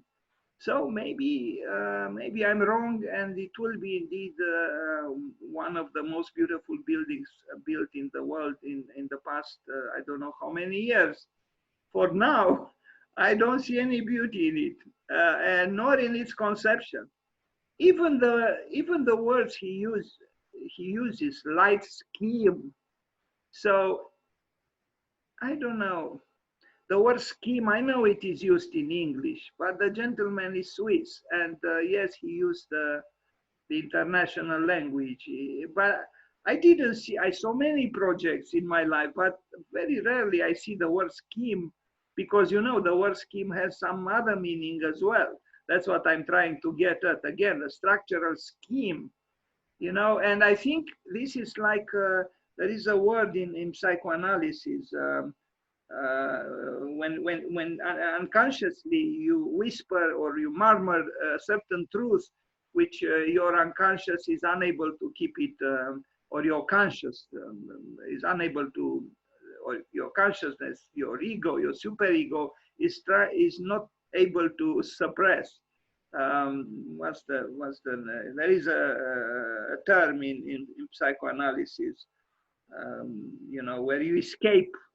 The bird escapes, the bird of your hidden desires or thoughts just flies out of you without being able to be arrested or suppressed or kept inside. The word scheme, you know, appears several times on these little drawings. Anyway, maybe I'm exaggerated. Maybe I am myself becoming a little bit concerned with subtilitas, and I hope not. This is finally a sign of life. This is the one I was referring to at the beginning, you know, where we have colors. And of course, we can comment a little bit on the color chosen for the last floor for restoration. But at least here there is color, you know, and back to whiteness and grayness and subtilitas. The plan also has a lot of subtilitas, of course.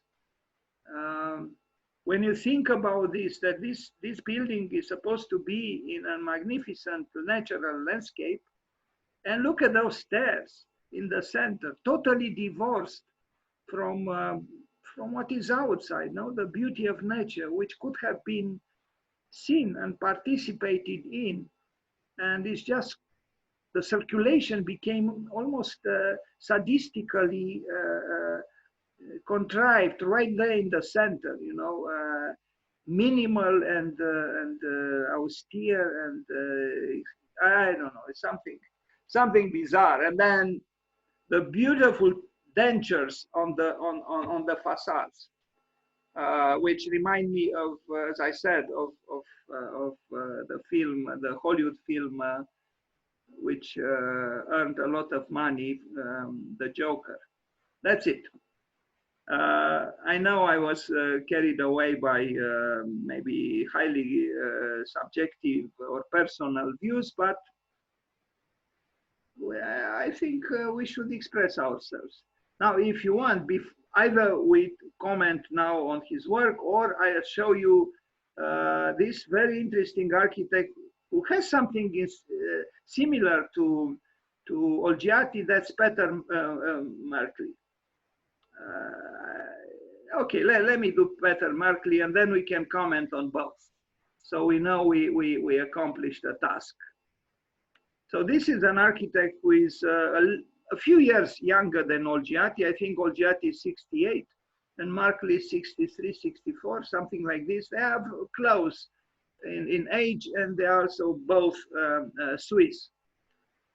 Here you see an entrance into a sculpture museum, but here you see people. You see, we didn't see one single person in all that presentation about the works of Olgiati. Here, the first picture, now, and I didn't plan it like this, it just happened because I made this presentation a while ago. Here you have people stepping into this a very, very, I will say very successful sculpture museum. And yes, it's an unusual entrance, now kind of also a little bit, you know, playfully sadistic or sadistically playful, but I think it's nice. And I think it's a good architecture, and you probably know the building because it has been publicized extensively. And these are probably architecture students or something like this, because we see the notes book and so on. So, but this was just the first picture. First, some drawings, or I don't know, because I made this presentation 1 or 2 years ago, and we'll see. If there are drawings, there are drawings, because the gentleman is considered some kind of an artist architect, although he is a very serious architect, and you'll see why. This is the man, and I even like the way he looks. And I read that he gives sometimes conferences at important architecture schools, and he has a tendency to talk a lot.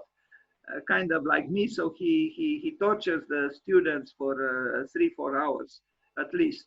But to me, he seems to be like a man who is sensitive and you know, open, and not with too much subtilitas. I think there are some drawings by him which seem childish. He has exhibitions, and he has quite a lot of success these days. This is the museum where you saw those people enter. Even here you have, you know, the workings of the elements of the concrete. But somehow I mean, you know, here the concrete has a certain truth about it that is left. I don't see any kind of aesthetical perversion here. It's simply the concrete as it was put into work, and then you have also some rust. You have the, you know, the action of the water, the rain, and this is the building. And what is interesting about this building is that the door is continuously open. So this is a sculpture museum that is on top of, I don't know, hill or mountain, and it's accessible to anyone, anytime, as a church should be, or a chapel. So in a way, it is a chapel with some sculptures in it, and the sculptures are also very good. You see, the door that you saw, somehow this door doesn't irritate me. It is a statement of, you know, not aestheticizing the entrance into the building, but I don't see cynicism here. I see something else. I mean, who would make in a conventional museum such an entrance? Nobody. He did it. This is the museum. So this is the area in Switzerland, La Congiunta. And you see some sculptural works that work quite well with the space and with the building. I guess but you see this kind of effects of the elements on the building, I didn't quite see in the buildings by Olgiati.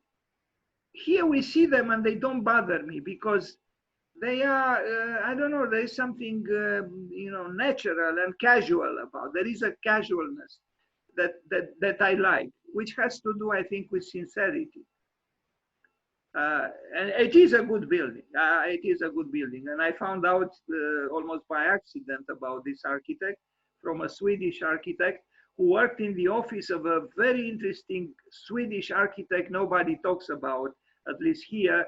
And I strongly suggest to you to check out his work, Johan Celsing. So C-E-L-S-I-N-G, who was also the son of a famous Swedish architect. So you will not regret if you search the work of Johan Celsing, a very good architect. Anyway, back to Peter Markley and the sculptor that he housed in this museum. You see, here it's whimsical, but I wouldn't say it's perverse. It is whimsical. You know, water and zinc, and you know, the ornaments of nature, which we can count on. You know, I don't even know if it was planned. Maybe it was, maybe it wasn't, but it's not. No, it's not subtilitas. There is a level of frankness here. Otherwise, the building is very convincing here, and those little details, so to speak, ornamental details, which are the result of the workings of the elements on the building. It's an architecture student moving slowly or rapidly towards the building. It's a good building. And here you have three sections through three different parts of the building, and an ornament.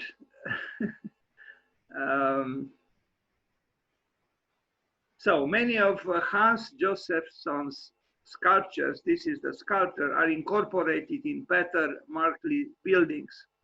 Stems and reliefs have been turned into entablatures, friezes, and capitals. In fact, the Swiss architect, he was born in 1953 in Zurich, and the German-born Swiss naturalist artist who died in 2012 were very attached and used to discuss a lot about matters that intersect both, that interest both art and architecture, proportions, volumes, grammar. And I really hope we'll turn this Zoom platform into something like this, where we can discuss art and architecture without inhibitions, without anything institutionalized, simply a hetero forum for doing just that, talking about culture, ideas, art, and architecture. Now you see some pictures of his studio. I like his studio. If you compare with the megalomaniacal so-called vacation house of OLGIATI, here is a human being. I can connect with this man. I can connect with his disorder. He's a human being. He's not a pretentious, a megalomaniac like OLGIATI. This is a human being. Yes, the walls are austere. Yes, they are gray, but there is also sculpture. And maybe there is some kind of a coffee machine, or I don't know what. There is the portfolio, and there is an open, magazine, and an open bag. Man is human. Now, the former dean of Architectural Association in London, who obviously likes Peter Markley, wrote a book, Approximations, The Architecture of Peter Markley. Excellent title, Approximations. It's a good word, Approximations. I didn't read the book and I don't have it, but maybe you'd be interested to acquire it. Obviously, we are dealing with a major architect. If the Dean of AA in London wrote a book about him. And he also invited him to lecture at AA. And you can find the lecture on YouTube. Okay, he built other buildings. Do not despair that this is his only building. This is the gentleman. He's Swiss, all right, but he's human. I don't know. I like him. I hope we'll be able. I'm so sorry I missed his birthday. I would have invited him to meet us on Zoom. I don't know if he would have accepted, but I would have tried to contact him and invite him. Maybe we'll invite him next year. Anyway, he can be also serious. To think you know how things are is the death of everything that is new, refreshing, and productive. Beautiful. This should be amplified through some method and put in every school of architecture of the world. To think you know how things are is the death of everything that is new, refreshing, and productive. And of course, this is not just about architecture. It's true about everything, you know. So, and Socrates, I think he would have agreed with Peter Markley. Well, he smokes. I think he has a tortured soul. Is anxious, but like any creator almost. This is the sculptor Jacobson, I think his name, inside his museum, and the grass is beautiful everywhere, and even in black and white is. I personally think this building is better than that celebrated bath by Peter Zumthor. That's what I think. A book on him, again, him playing a little bit l'enfant terrible. Of course, we are all times, we love a little bit of drama, visual drama. Why not? He's an artist. What can you do? Now we see a campus in Basel, Novartis, where other architects of importance built. Now this is a great building. I am not a rationalist. I am not a Cartesianist. But I admire this building. And I think Mies would have liked it too. It's well done, it's serious, it's regular, yes, but it's not arrogant and it's not cold, I think. Maybe people who know me are a little bit surprised now because they know I usually like other things, but I'm not against Cartesianism or Cartesian aesthetics when maybe is required in a way. But even here there is a level of artistic intervention. You see there is some kind of writing insinuating itself there, and maybe that changes, and at night probably is becoming something else. Now what is this? This is well, he is capable of whimsicality as well, not to say a little bit of perversity or a little bit of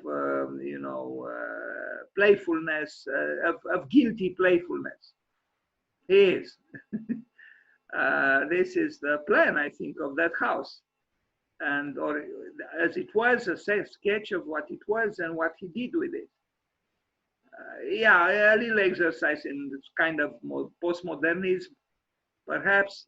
At least he didn't curve slightly the walls, you know, like Olgiati, all that maddening subtilitas. Professor für Architektur an der ETH in Zurich. So we are dealing with, you know, high caliber professor here. But this house, forgive me, I will not insist on it. It kind of disturbs me. Doppelhaus in Mels. This one also has the fascia, of you know, almost something that I see anthropos there. I see the nose, the eyes, the big mouth, which is maybe the opening, the door, the entrance door into the building. But I don't think he's without some innocence, this building. Then proper plumbing, I don't know what this is about. Ah, yeah, he, you see, I don't think something like this you would ever see in a building by Olgiati, controls everything. Well, Peter MARKLI is not afraid of you know, displaying the misery of some pipes, as maybe it deserves. I mean, why should we hide it, you know? I mean, I know that Louis Kahn invented or talked about the serving spaces and the served spaces because he was afraid the pipes would invade the building, so he hid them at the Richards laboratories in those opaque towers. Here, Peter MARKLI is kind of sincere. Pipes are ugly, but pipes are necessary. So I show them as they are, in their ugliness and in their efficient ugliness. You know, he's not trying to beautify. Good for him. Otherwise, the building is, you know, a little bit similar to the aesthetics. Maybe there is something in Switzerland, you know, a certain spirit that makes certain architects kind of a little bit similar. This could be an interesting subject, you know, the idiosyncratic metaphysics of Swiss architecture, something like this. A possible PhD, title of a PhD paper or a book. We saw this one with him smoking approximately nervously. This is another house that doesn't find peace with itself and the environment. And you have here, yes, a little bit of, you see, subtilitas, but it's not of an esoteric nature. It's, you kind of understand immediately what is happening. It's not. Maybe it doesn't even deserve the attribute or the qualification of being subtilitas. And because there is also a little bit of humor here and modesty. I think the modesty differentiates him from Olgiati. Olgiati is not a modest architect. Now, another big building, the headquarters of Synthes in Switzerland. This is, you can tell the gentleman has success. He has big commissions, and maybe a little bit too big, but what can you do? It's irresistible. Now, how could you turn down such a commission? He's becoming at times some kind of a classicist in a way, but this is a human interior. You know, it's not. Yes, there are no human beings, but the chairs are made of wood and you know, a little bit old-fashioned, and so it's kind of human. What I see here. I don't know about the outside, if it's so very human, but what can we do? It's the modern world, that very modern world that even Lady Gaga and that man who admired him in the movie Shallow or Star is Born. What's his name? Brian Empina. Anyway, you know, in the song Shallow, they mentioned this modern world. This very modern world that makes us crazy. Okay. Student architects are everywhere in his buildings, and the professor too, it seems. I imagine that's what they are, inspecting the work. Okay, the amphitheater in the absence of the chairs or something. It is during construction, I guess. Yeah, a big building, you know, a big, but look at the parapet, you know, it's a little bit idiosyncratic because it's not quite modern, you know. It's, yes, that circle is big, but you can almost fall through it actually. But I don't know. It's not like those, I don't know how to call it, those two canes that OLGIATI built, you know, to facilitate your not falling from that little step. But I do think these are students, architects. I don't know what you think, but I think that's what they are. They look, you can tell these are not ordinary tourists.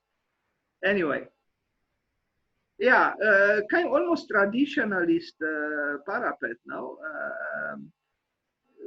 except that that thing is kind of big. Otherwise, you know, it's not really a modern parapet. Apartment building in Sargas, I mean, this is the tree. You know, symmetrical and again rectangular, but to an extent still human. And it's interesting how he brings the filigrane, so to speak, of the colonnade in front of the building. So the building is as it is, but then in front of it, in the main elevation, you have this impressionism of structure, if I can call it so, as you see it here, but not on the first floor, which is a little bit strange in a way. Anyway.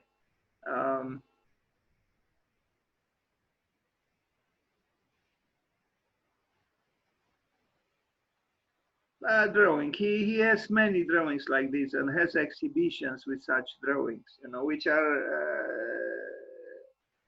you know, in a certain way appearing to be innocent, but in a kind of a Cartesian mode, if you can imagine something like this.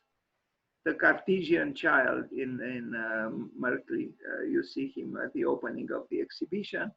But it's really rejuvenating to finally see some people in the buildings, you know. And there you see the lettering on the about corruption on the facade of the building that we just saw. He's a builder and he's Swiss. He can build rigorously, of course. And you see some details here that show skill. So this one. Now a school in Zurich, also, you know, in this Cartesian mode, and it seems that the very same sculptor embellished this open space with his work. Yeah, he is a rationalist in a way, but for some reason I'm not disturbed by his work.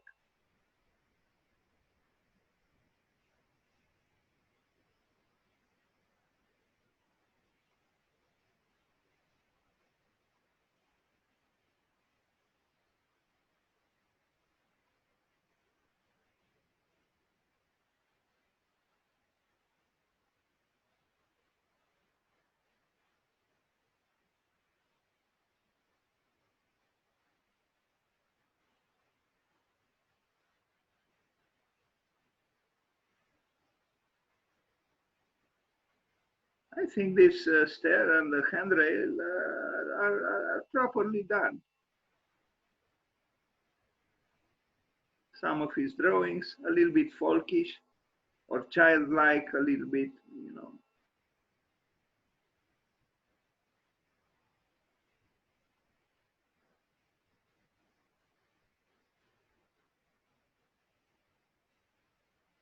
We saw this one.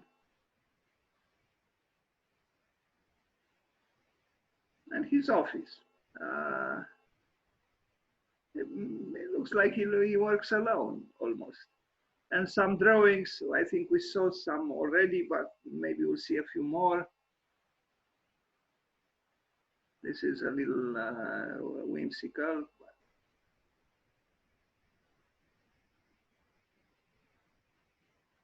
To me, he is more human than OLGIATI, if that means anything.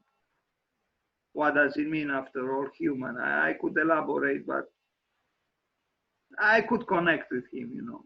I personally, I don't think I could connect with OLGIATI. Certainly not in his vacation house.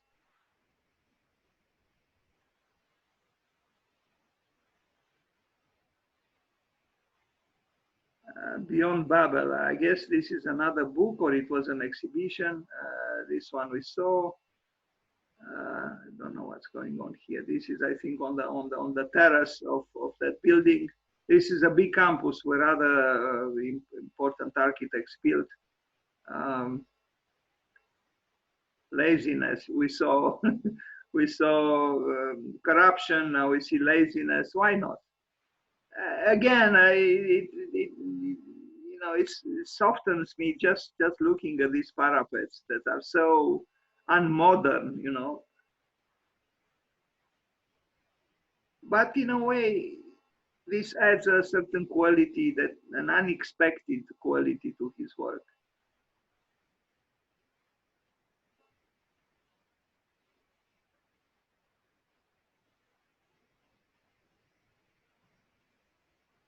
An old friend. Art consists in. What do you think art consists in? And here we have a site plan with his building, and you can see there is an alley called Descartes. So quite appropriately, the building is the Descartian or Cartesian. Anyway, Frank Gehry built a building too, and I hope I have images, yes. At that time, I don't know if it was built, maybe it was. Well, Gehry is Gehry. What do you expect from Gehry? But this. But again, you know, you build in the proximity of Frank Gehry, that in itself is something worth mentioning in your CV. Hello, Mr. Gehry, we know your kind of architecture. We have seen before. You don't take us by surprise. And the interior in Gehry's building, not Peter Markley.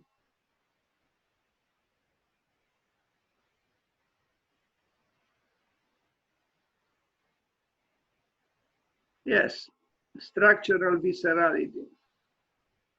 And there are others there, I don't know all of their names, but Gehry is standing out, obviously, as he likes to and as he's supposed to, I guess. Now, what's going on here? I don't know what is going on, but trees seem to fall apart, and the building. Some small houses in concrete by Peter Markley. A letter is missing there. Picasso house in Basel. Now I should have. I don't know. They are not here. The Picasso house in Basel. This is another big. I don't know why it is called the Picasso house. But I think in the rationalist vein, is a decent building. It is what it is, and it's not the worst building of using this kind of aesthetics that I ever saw.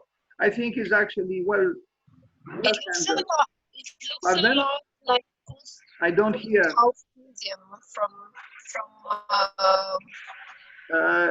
could you please talk? I don't know. The microphone is not functioning well or something. It looks a lot like the museum of. I don't hear you. Maybe the others hear you. I don't hear you. Let me. Who is talking? It's Diana. Hello, Diana. I have to turn off this thing. let me just continue because there are a few more images and then we can talk. Because I'm afraid that if I turn, you know, I stop sharing and so on, everything will. I end in 2 or 3 minutes. Sorry, just very soon I'll end. So another office building by him and Triangulum. I don't know what this is. He has sophistication too, as you can see. Maybe he used that. And then apartment house in Zurich.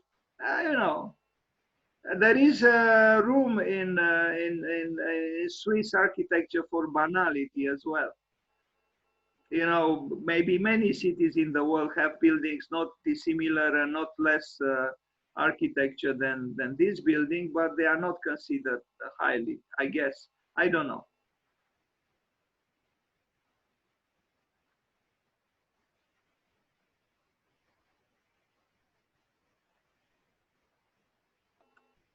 At least he didn't make those tormented O's on the facade. Come on, Mr. Merkel. Here, this is another chapel or something, single home. Why I am supposed to end? Another house in the beautiful landscape of Switzerland. You see, Switzerland is not necessarily an unending paradisiacal land. It could be ugly too. And some high caliber architects contribute to that ugliness. And look at this house. If you compare it with the houses by Olgiati, it could be compared. And another house from 1997, it looks a little bit collective, but maybe it's not. And another concrete structure. And why I was supposed to end? Anyway, you see now that you can see now that Olgiati is not unique in Switzerland. There are, you saw this one and that's it. This is a very nice entrance into the museum, I think. Okay, thank you very much. I ended with Peter Markley, and now I'll turn off I'll share the screen. So no, I'm not going to play a Little Richard for you. I'm just trying to, okay, stop share. Okay, so now if you want, we can talk a little bit, or you can accuse me that I got carried away by anti-Olgiatism or something like this. Actually, what I wanted to say is that that museum that you were showing was looking a lot like the Kunst Museum of Peter Zumthor. I think it's in Basel, and it looks alike. Is that Diana, I'm sorry, I don't hear you well. Oh, that's a problem. Well, Sorry. maybe the others hear you well. I will try my. Pardon?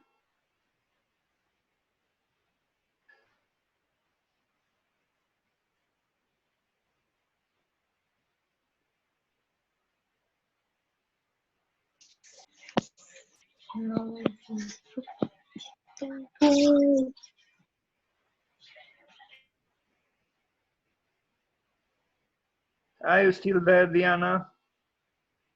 Or Diana? No, I changed my connection. Do you hear me better? Yes. Yes. I was saying, as I was watching your last photography of that building was looking the same as the Kunsthaus Museum of Peter Zumthor. I think it's in Basel, in Switzerland. And it was like the dark side of that museum, which is like a milky white glass facade. And yeah, it was, it wasn't comprehensive for me to know what's the difference. Why is that good and the other one not so good? Or I don't know why there are two architects like very known that do same stuff, maybe in different lapse of time. And how come an architectural work of art work can look alike from two different architects in two different ages or something? I don't know. Ages, it can be a lot said, but I mean, in a distance of time that is not that important. Hello? Do you hear me? I don't know, it's something strange, Diana. Yes, I hear you. Okay, let's start the discussion, you know, about, so neither. No, but I started it because when I saw the pictures were the same, it was like the same proportion. If you can just look up to the Kunsthaus Museum of Peter Zumthor, I think it's in Basel in Switzerland, and it looks exactly the same, the same form, the same. I believe it's almost the same levels it has. It's like I couldn't be very attentive to the discussion to hear when that building that you just presented was constructed and when. I cannot make the comparison, but they were looking the same perspective. It's quite amazing. It's the same thing. Once is white and once is black. Even though it's not the same thing, but when you see it as a person, I'm thinking now from the perspective of someone who is not interested and who is not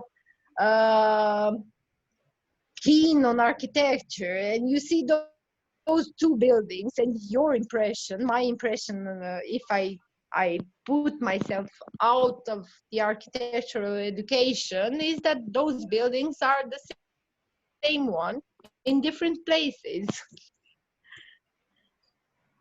I can show you a picture of the Kunsthaus Museum I can put it on chat because I'm not sure I'm gonna be able to share my screen. Well, we know the buildings of Peter Zumthor. You talk just about one building, but I think Peter Markli is a very different architect from Peter Zumthor. He has more in common in a way with a little bit, even with him, not totally, with Olgiati than with Peter Zumthor. But they all have something in common in a way, yes. I think, and even with Herzog and de Moreau. I wouldn't go so far, but yeah, like I dematerialized myself from my architectural student vision, and I was looking at two buildings, and I saw that picture, and it looked so alike, like the Kunsthaus, and I know Olgiati maybe did it before Zumthor, which is totally, and this is my way of asking, Diana, why do we talk about? Are you talking about Olgiati and Zumthor or Markli and Zumthor? I'm confused. I was talking about the last building, the last you presented, the one that was in glass and steel structure, rectangular building. It was like 10 minutes ago on the screen. Maybe I misunderstood. I really don't know what you want to say. I really don't know what to say. What do you want to say in 5 words, please? In 5 words was that there are two buildings that look alike, and you don't like Peter Zumthor, and this building was the same with different color and kind of same structure in my head, and I was trying to understand why this is appreciated and the other one not so much. Okay, now I understand a little bit, and I will try to respond. First of all, I don't think you judge an architect just who built many buildings just on one building. Peter Merkley, if you refer to him, is a very different architect from Peter Zumthor. Very different. And if one building, but I still don't know where you saw such a similarity. Maybe there is, but I am a little bit confused. Obviously, you have affection for Peter Zumthor, and I don't. I agree, I don't. I think there is also a difference between an architect who is not as narcissistic as Peter Zumthor. Peter Merkley is not. And OLGIATI and Peter Zumthor are, I think. And the buildings show it. There are certain similarities here and there. I imagine there are, yes, because they are all from Switzerland. They are all approximately the same age. So they belong to the same time. You mentioned two different types. No, they are not different at all. They are contemporaries. They are about the same age. So, you know, maybe there are also some influences between some and the others. I don't know, but it's not an accident. They are all Swiss and they are all contemporaries. House and studio is close to OLGIATI. I mean, they're like, I don't know, 50 kilometers away, one studio from other, and that was why I was asking, because I saw OLGIATI's yellow house, and I saw Peter Zumthor's house and stuff, and they have nothing to do. But now I'm sorry, my connection is quite bad, and I might seen with delay on vocals that image that intrigued me. That was looking like the Kunsthaus of Peter Zumthor, but in black, and it was related, as I seen in this conference, with OLGIATI. So that is why I dare to start this conversation. I start to feel bad about it because it's. Diana, I still don't know. Are you talking about 3 people or 2? Because you jump from OLGIATI to Zumthor and from Zumthor to Merkley. I'm totally confused.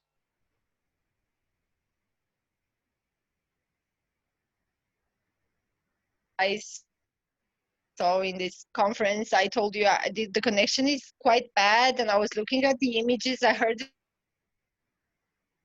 the conversation. I heard OLGIATI and stuff, and I was like, they are doing the same thing. They're 2 different architects in 2 different periods, quite alike, and they are quite neighbors. And somebody says that one is better than the other, and they did the same building. That was my way of thinking. No, there was nothing that anybody said one is better than the other. I mean, Zumthor was never subject of the whole story, so it was always Merkley against, or not against, OLGIATI. So you discovered a similarity between the Merkley Museum and Zumthor, whereas I'm not sure which project you mean. The level of appreciation, I wonder where it comes from. So yes, there's a certain trait in Swiss architecture which seems to be founded in similar design principles.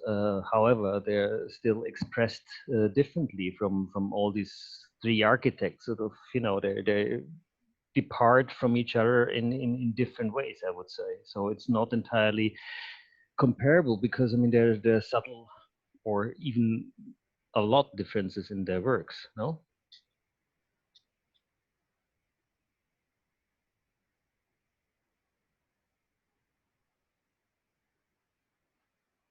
Well, I think I know what is happening here. The school where Diana studies is obsessed with Peter Zumthor. Peter Zumthor is a god in that school. And I had the nerve. No, That's what no, it is. sorry. It No, wasn't. that's what it is. And I had the nerve. Yes, I'm sorry. I did maybe I misunderstood something in this presentation, but I'm not keen on anyone. I was just matching some pictures I've seen of a quite similar architecture. I cannot say because I told you my connection is really bad, and sometimes I'm struggling really hard to understand what you are saying in this conference. And I was just looking at the image. I heard that wasn't about Peter Zumthor because my first impression was, oh, that's the house of Peter Zumthor. And after that, I found out that wasn't. And I was like, how come two architects that live in the same village can do same things, but whatever. Maybe I misunderstood. I'm sorry. Yes, you misunderstood. First of all, they don't live in the same village. You are saying a lot of, I'm sorry, funny things, you know. I think you better We were the micro. 5 minutes traveling from Zumthor to Olgiati by bus. I mean, they are quite living in the same area.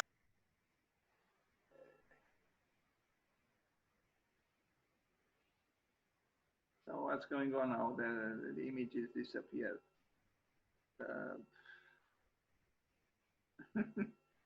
Anyone else wants to say something? Maybe somebody hears better or heard better what Diana wanted to say, so we can you know, discuss. But I do think it's an interesting subject to talk about several Swiss architects. Although they are very different, there is also something similar to them. And I would like to go back to OLGIATI, why he rubs you so much in the wrong place. I find it very interesting. I mean, looking at his work, to me, it seems like somebody breaking free of this Swiss straitjacket of Protestant appropriate and modestness, you know, and I find this quite interesting that he, in a way, he's very radical. He's almost like a punk in architecture, but of course, I mean, if you compare to other architecture or deconstructivist, this is more extreme. But you know, it seems like within their own environment, he's, yeah, I can very much appreciate that he doesn't give any damn about what's going on in the neighborhood, that he's isolating himself and just makes a bold statement. I don't see something wrong. And about that you see the letter O everywhere. I mean, I checked the homepage. It's also, again, very Swiss. It's like a very small letter O. It's not like a Dutch O, you know, where OMA is like in so big letters. Or MBRDV, the recent building they finished in Munich with Oh La La written in the facade, so huge that even a blind man can see it. So the O's in his homepage are relatively small, you know. And I think the O's you see in floor plans and everything is a little bit of your interpretation, you know. So, or maybe your obsession.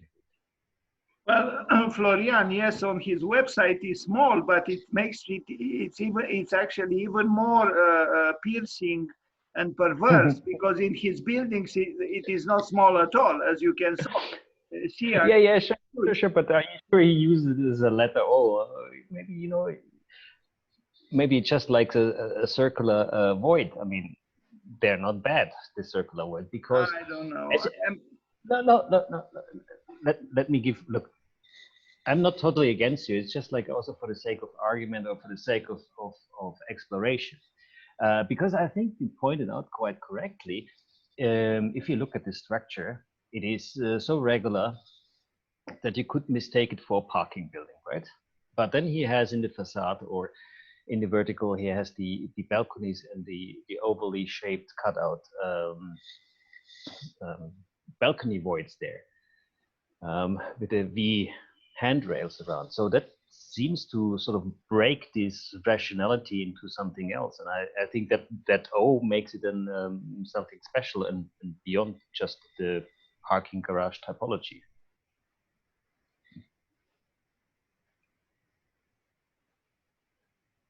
what can I say? Of course, we perceive things also subjectively, not only objectively. We all carry within us, you know, a certain, you know, individualism that expresses itself through how we perceive things. You know, a small O for me could be big. For you, it could be small.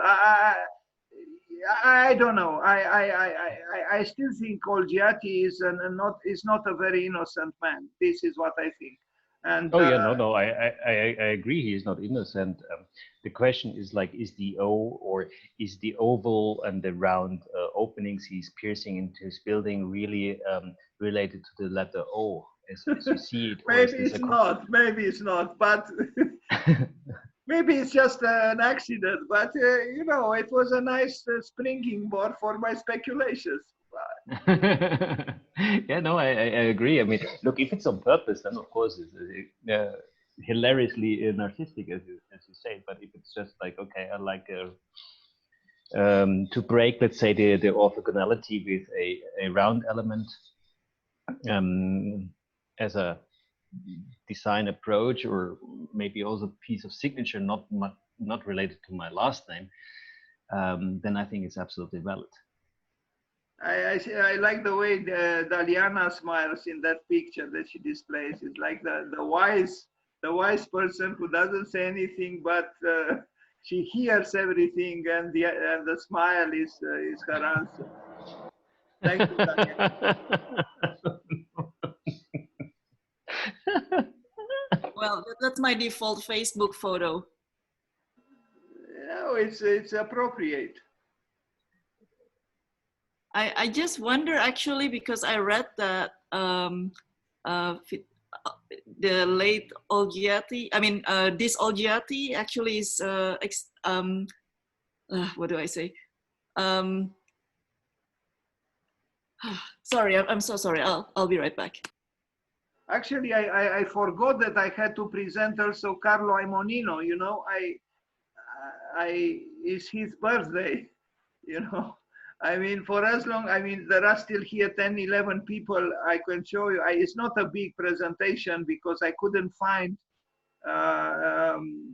you know, enough pictures with his work. But I think maybe after this tandem of two Swiss architects, an Italian would be welcome, because he's not stiff at all, and he was approximately a good architect. Actually, he used to be known, but when I tried to find the examples of his work, I only found that famous housing complex that he built together with Aldo Rossi in Milan. And if you want, I can show you in 10, 15 minutes the presentation I made on him. Carlo Imonino, yes. Do you want to? Let me give my opinion on the presentation of OLGIATI and what's the other guy's names? MARKLI. He's the other guy. You can call him the other guy. And the other guy.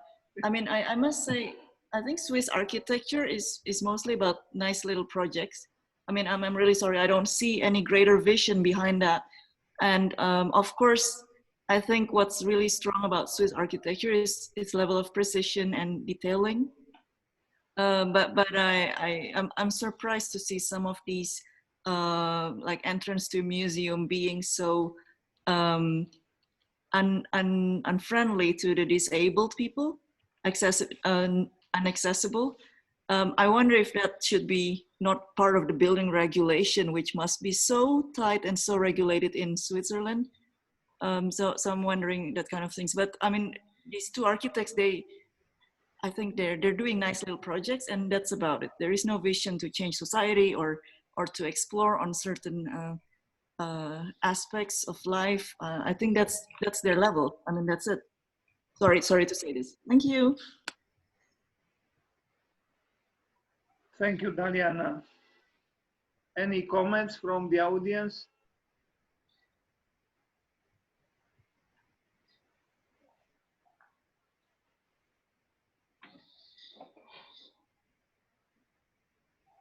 If not, then I'll show you Carlo Imonino in 10-15 minutes. So we'll say happy birthday to him too, and he will come as a refreshing, you know, opposition almost. But he built very. This is what I'm surprised, because he was a very famous architect as far as I knew, but I couldn't find examples of his work a lot. So that's why it's a much shorter presentation. So he died in 2010. He's the only one who died from the ones we talked about today. And this is the gentleman, you know, kind of handsome like any Italian. Anyway, some drawings. Wait. You need to turn on your screen sharing, please. Thank you for letting me know, Florian, now and not in 10 minutes when I would have finished. So how do I do this? I always have troubles with this. Okay, share screen. Sorry, I think this one. This is the ritual. Okay, from the beginning, it should work. Slideshow.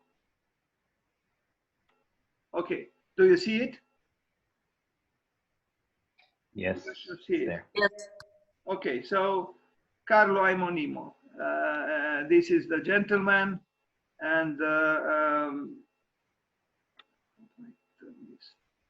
trying to hide away something here, and I can't. Okay.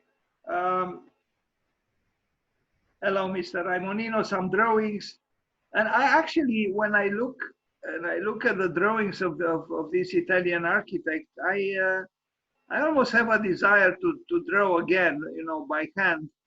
Maybe we miss. I mean, there is so much drawing done, you know, digitally, but maybe some, you know, manual drawings might do us some good. I don't know. Maybe I'm just nostalgic, because everything he did, and he did a lot of competitions, and in fact, too many. The Wikipedia page is filled with his drawings in colored pencils or otherwise. There is an architecture, a drawn architecture, you know, not just the built architecture, and you know, maybe you know, it has some value too. Maybe not much less than the built work. I don't know. Anyway, I don't know what he did here. It looked like almost a Campidoglio there, but yeah, these Italians, they drew a lot. They had a big number of architects in the 60s, 70s, 80s that they drew a lot.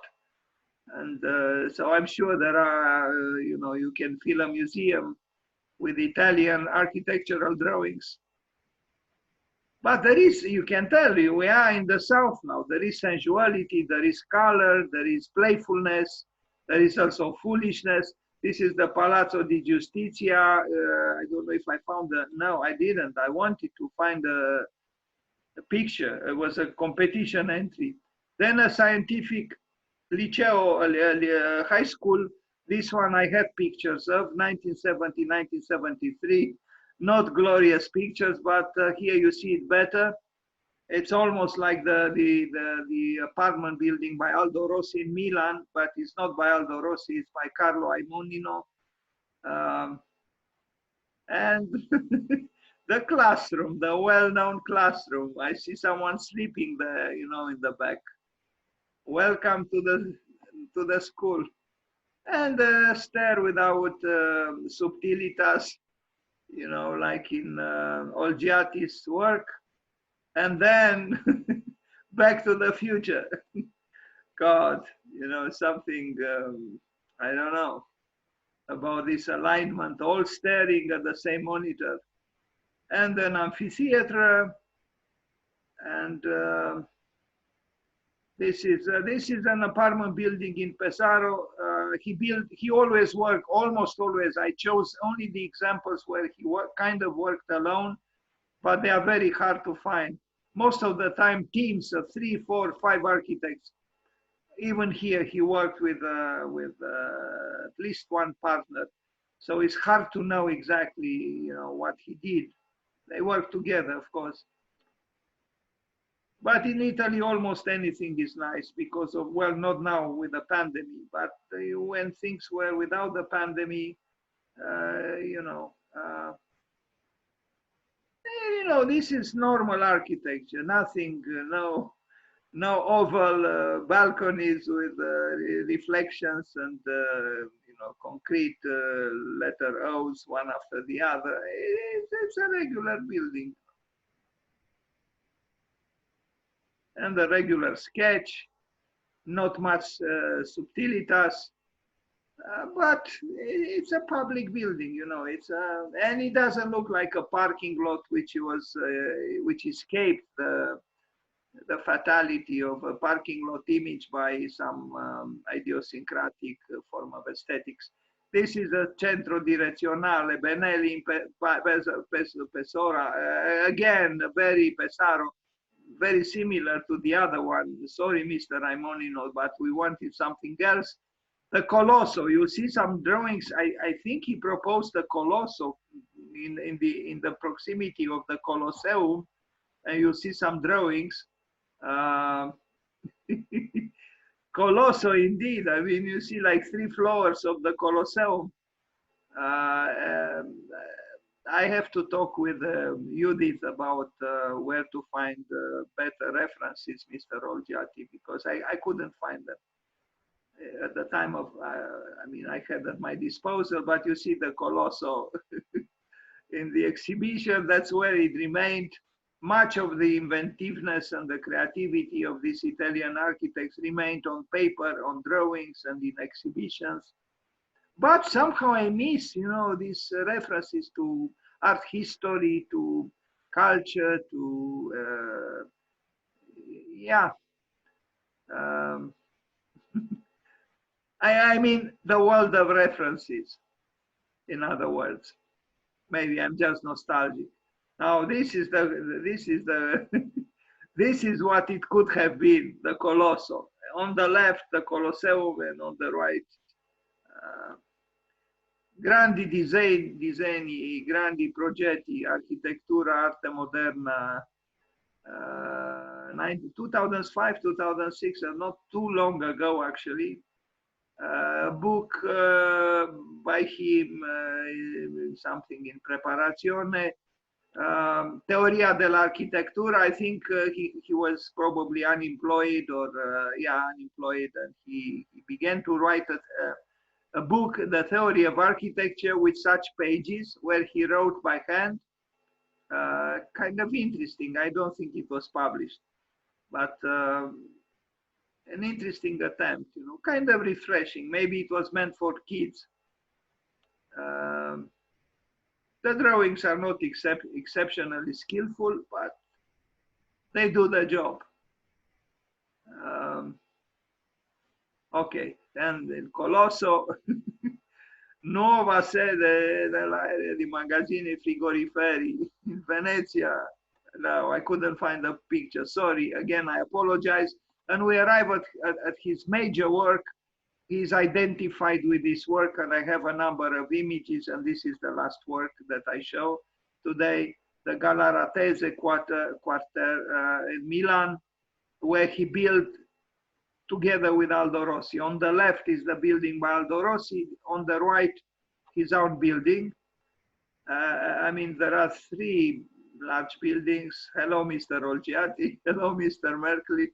This is kind of like what they built in Switzerland. After all, Milan is not so far away, really, from Switzerland. But the apartment building has a certain vivaciousness, and it has colors, and it has imperfection, and it's an acceptable complex of apartment buildings, I guess. This is the best he did, I think, as far as I was able to find. I knew this work was published in many magazines in the 70s, but I couldn't find other works. That's the problem. But inside now is refreshing to see some, you know, plain colors, you know, vivid colors. and outside less color, but the volumes are, you know, virile and, you know, modern architecture, public housing. I think it's a good work. Maybe it's not the work of a genius, but it's a good work.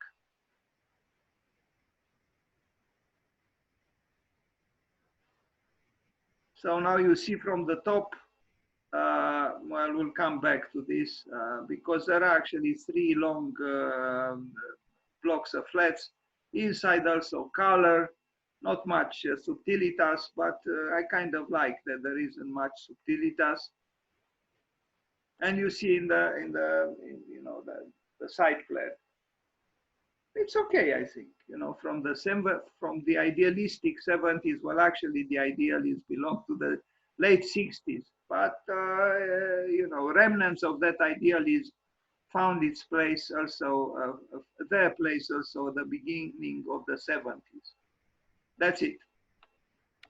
So we said happy birthday to Carlo Aimonino too, and now my conscience is free of torments. If you are still here, we can talk a little bit, maybe, if our microphones are still functioning.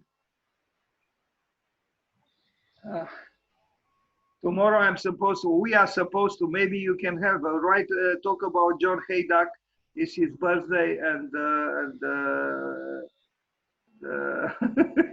the sculptor, I shouldn't laugh actually, the sculptor architect of Adolf Hitler.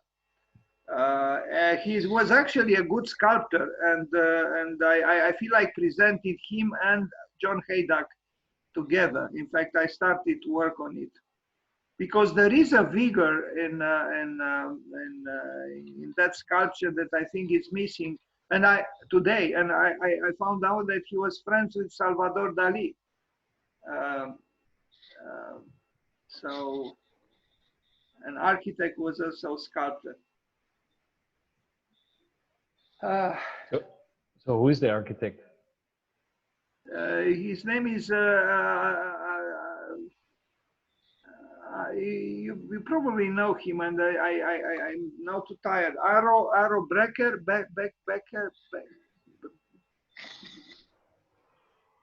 Okay, I mean, it's a shame. Now I'll find him now, right now. You know, I'm concerned with so many names that I'll find him right now. because I only know Speer, that's the reason. Pardon, you know whom? No, Albert Speer. No, Albert Speer. He worked with Albert Speer, and in fact, and please pronounce his name again, so I learned finally how to pronounce his name correctly. Speer? Speer. Speer. Okay, yeah. This man worked with him, and how do I find him? How do I find him now? I'm really tired. Arno Becker. He worked with him, and in fact, Arno Becker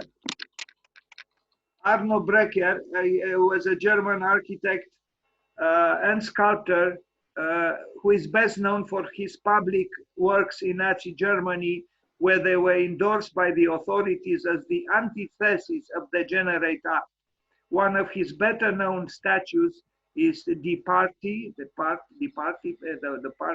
representing the spirit of the Nazi spirit that flanked one side of the carriage entrance to Albert Speer's new Reich chancellery. But he was both an architect and a sculptor, and he worked with Albert on several buildings, and apparently he was very talented, and Speer feared him because Speer told him that if he intends to become an architect more and more, he will kill him. Apparently that's what he told him, because he saw the rival, he saw the talent, and apparently he built a building in Köln, but I couldn't find pictures. that people call the new chancellery, or how do you call it? I have to search more, but he seems to be an interesting man. He was an interesting man, and he lived a long life, but they didn't allow him to do art after the war. And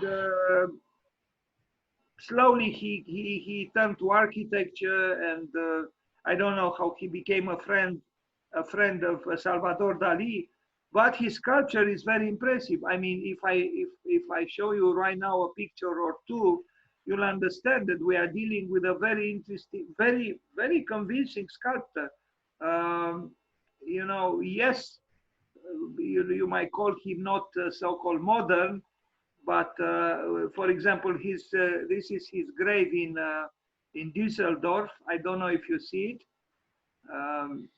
and this is the bust of Richard Wagner in Beirut. So he was a very skillful sculptor, and he did a lot of works. So I would talk with pleasure about. Here he is with Albert Speer. In fact, carving the portrait of Albert Speer in 1940. Yeah, very naturalist, huh? Yeah, he was, but I think he had an intensity, and you know, he had the skill to sustain that naturalism. So he was not.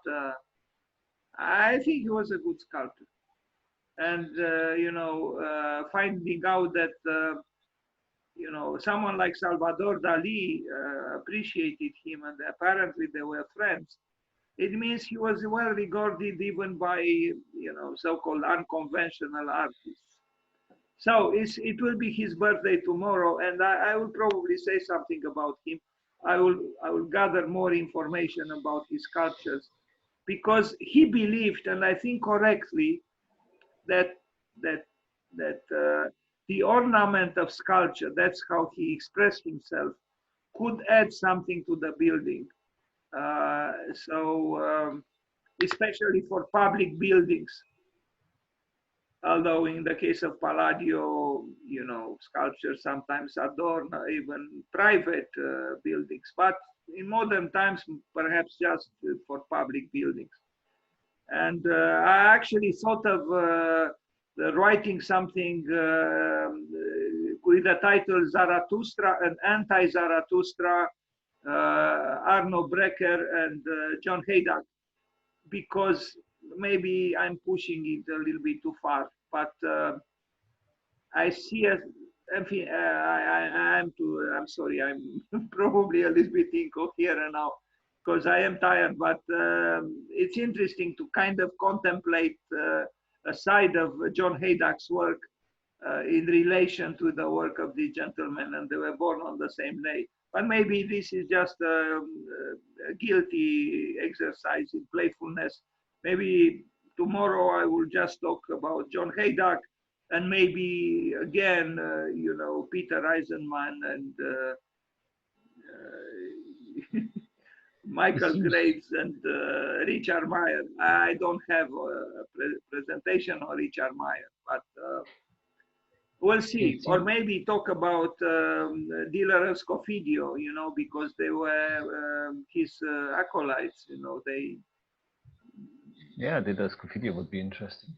Yeah, it would be interesting. And I think I lost a lot of PowerPoint presentations. I put them on a stick, and I usually create a copy somewhere. I just cannot find it.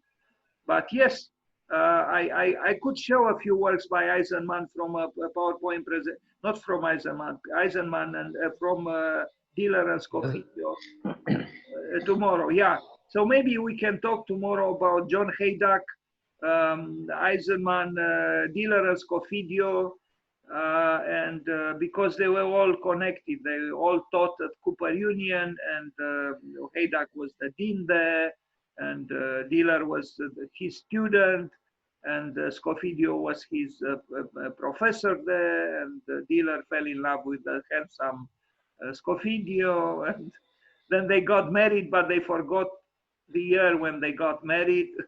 On the New York Times, they were asked, when did you get married? And Elizabeth Scofidio said, Ricardo said, we don't remember exactly, which means in translation, they didn't get married. But it's okay. I mean, who could forget the year of getting married? Anyway, it doesn't matter. They are in love even now. At 80, they look like lovers. He's 85 and she's, I don't know, 60 or so, and they still look convincingly New York lovers. Yeah, let's do that. We can, if you have tomorrow time and interest, we can talk about the New York intelligentsia in architecture, because they are. Yes. Yeah, we can do that. Maybe I can even prepare something else, because I know some things about these people, and we'll see. Mm-hmm. Anyway, and you know, if you have even unpleasant, for me, unpleasant remarks about my unpleasant remarks on you know, let's roll them down, and you know, as long as Daliana smiles like the, you know, those wise gods of the temples of Java, is fine. Yeah, it's all good. I will keep this profile picture tomorrow for you then. Very good, thank you, Daliana. And by the way, we do have to make plans for that Bauhaus East, and I don't know, in Singapore, as you said, or somewhere. It has to be in that area, or no doubt. I'm very affectionate towards this idea to move southeast. Yes, maybe because I meet you and I enjoy your friendship, and but no, I always, for example, the temples of Borobudur, my God, I mean, they are on the top of my list of preferences. I mean, there is great architecture, and also not just the temples, but also. So please, let's do a symposium about Indonesian architecture, because there is great richness there. Yes, we can do that. It's on the 17th of August then, the Independence Day. So just let's just make it happen. We'll arrange something. Yes, Daliana, but I wonder, maybe on that day, you know, people want to, I don't know, get drunk or something, or kill the. In Indonesia, no, the people not getting drunk here. It's like 90%. Yeah, 90% is Muslims. They don't drink. Ah, yes, I forgot. Yes.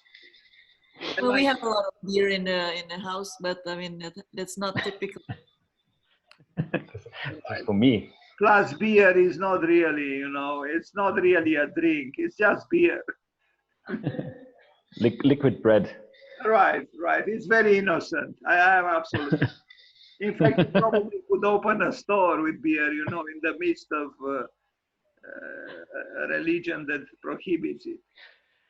Yeah, it's okay. I mean, only during Ramadan, it's a little bit of a problematic thing. So you drink the beer out of enamel tin cups, that it doesn't show that you drink beer if you're outside. By the way, Florian, forgive me for indiscretion. What is behind you? I mean, what is it? Is your living room, or what is it? Oh, do you mean the rendering you see right now?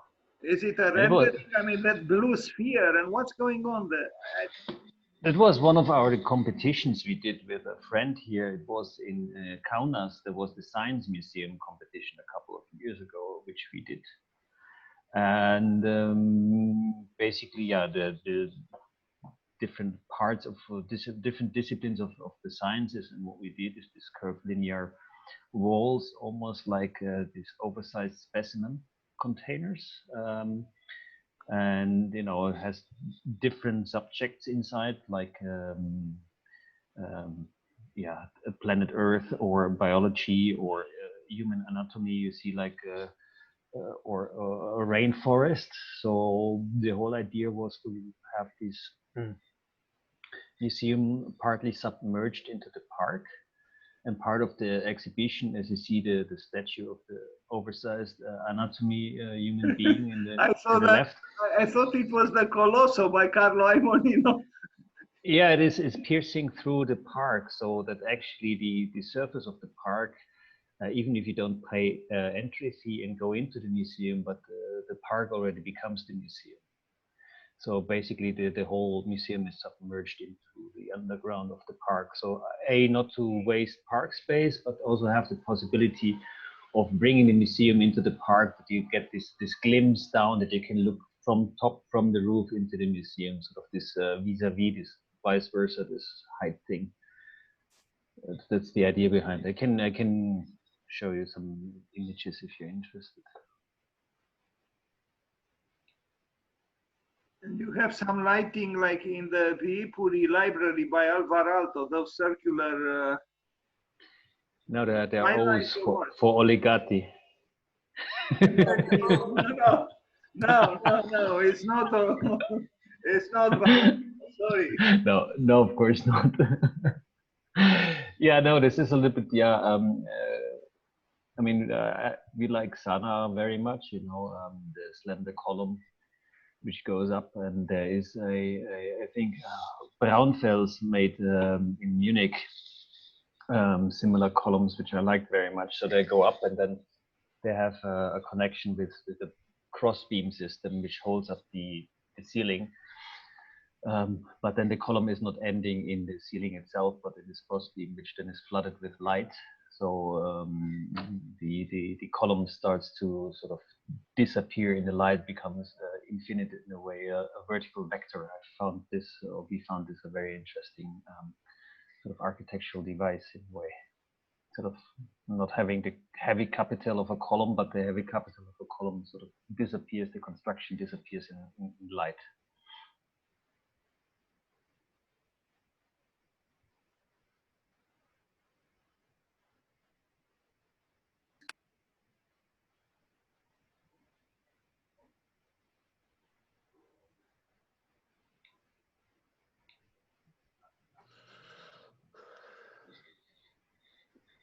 You still there? Well, I am, and a few other people, you know, the heroes of tonight. No, we're all of a sudden the awkward silence. I was just wondering. Dan, I'm going to go now, but perhaps see you tomorrow. Thank you very much for the interesting lecture. Okay, I'm sure I made a few enemies today, but it goes with a job. No, I know what I'm talking about. All the people from here, they retired early to ruminate some kind of revenge. They are in love with the OLGIATI, I'm telling you. I pour salt on the wound. They probably now pray to God that something will happen to me, that I won't be able to sleep, or the thunderbolt would break through the window and struck me in the middle of the night. Something. I have to be very careful. Yes, you have to be careful, because there are otherwise not much countries left you can move into to escape. Now, probably nobody attacked OLGIATI all his life like I did this night. I agree with you. Dan is a terrible architect. He should not be where he is right now. I mean, I'll send him the recording, Daliana. Terrible. What? I sent him the recording with compliments from Bucharest. Yes, Florian, I don't understand your question. I mean, OLGIATI should be dismissed. I mean, it's completely irrelevant. I mean, not irrelevant, but I don't know how he got there. But his work is completely discouraging, let's say. I found it very interesting. I found it very great. You know, well, but I was saying goodbye actually. So I would like to leave now. But thank you very much, everyone. Okay, bye-bye. Bye. We discussed this later in bed, or what? Okay. All right, so you know, maybe we should say goodbye to each other, and I still have to prepare Elizabeth Diller and Ricardo Scofidio, because I maybe yes, tomorrow is the right time to talk about them in conjunction with John Haydock. So what do you think? We'll dedicate tomorrow an evening to Cooper Union and Haydock, and there are a few others there, Diana Agrest and Mario Ganderzonas. I don't know if I can find, but I might even invite someone who teaches there now, an interesting Austrian architect, Christoph. We'll see. Yes, please do. Okay, I'll try. Hi, Michaela. Hi.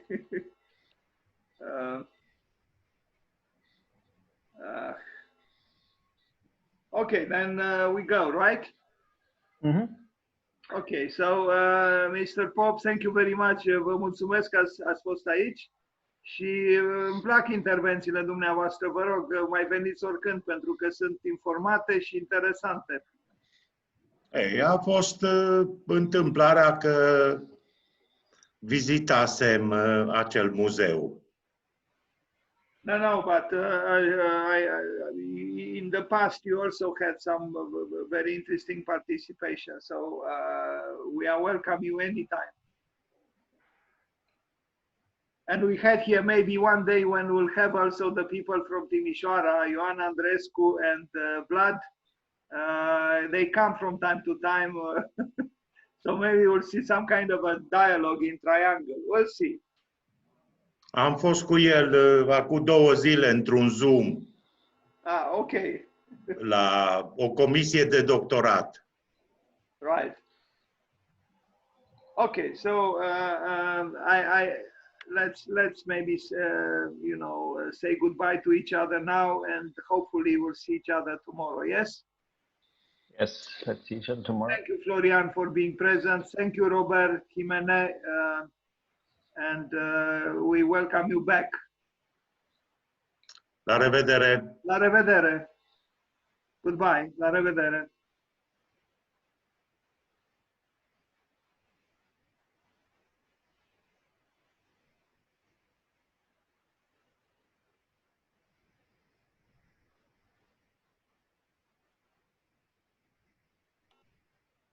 Robert, do you hear me?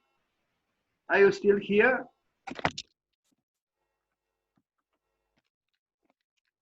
If you hear me, please send me your email address because I would like to send you invitations to other talks.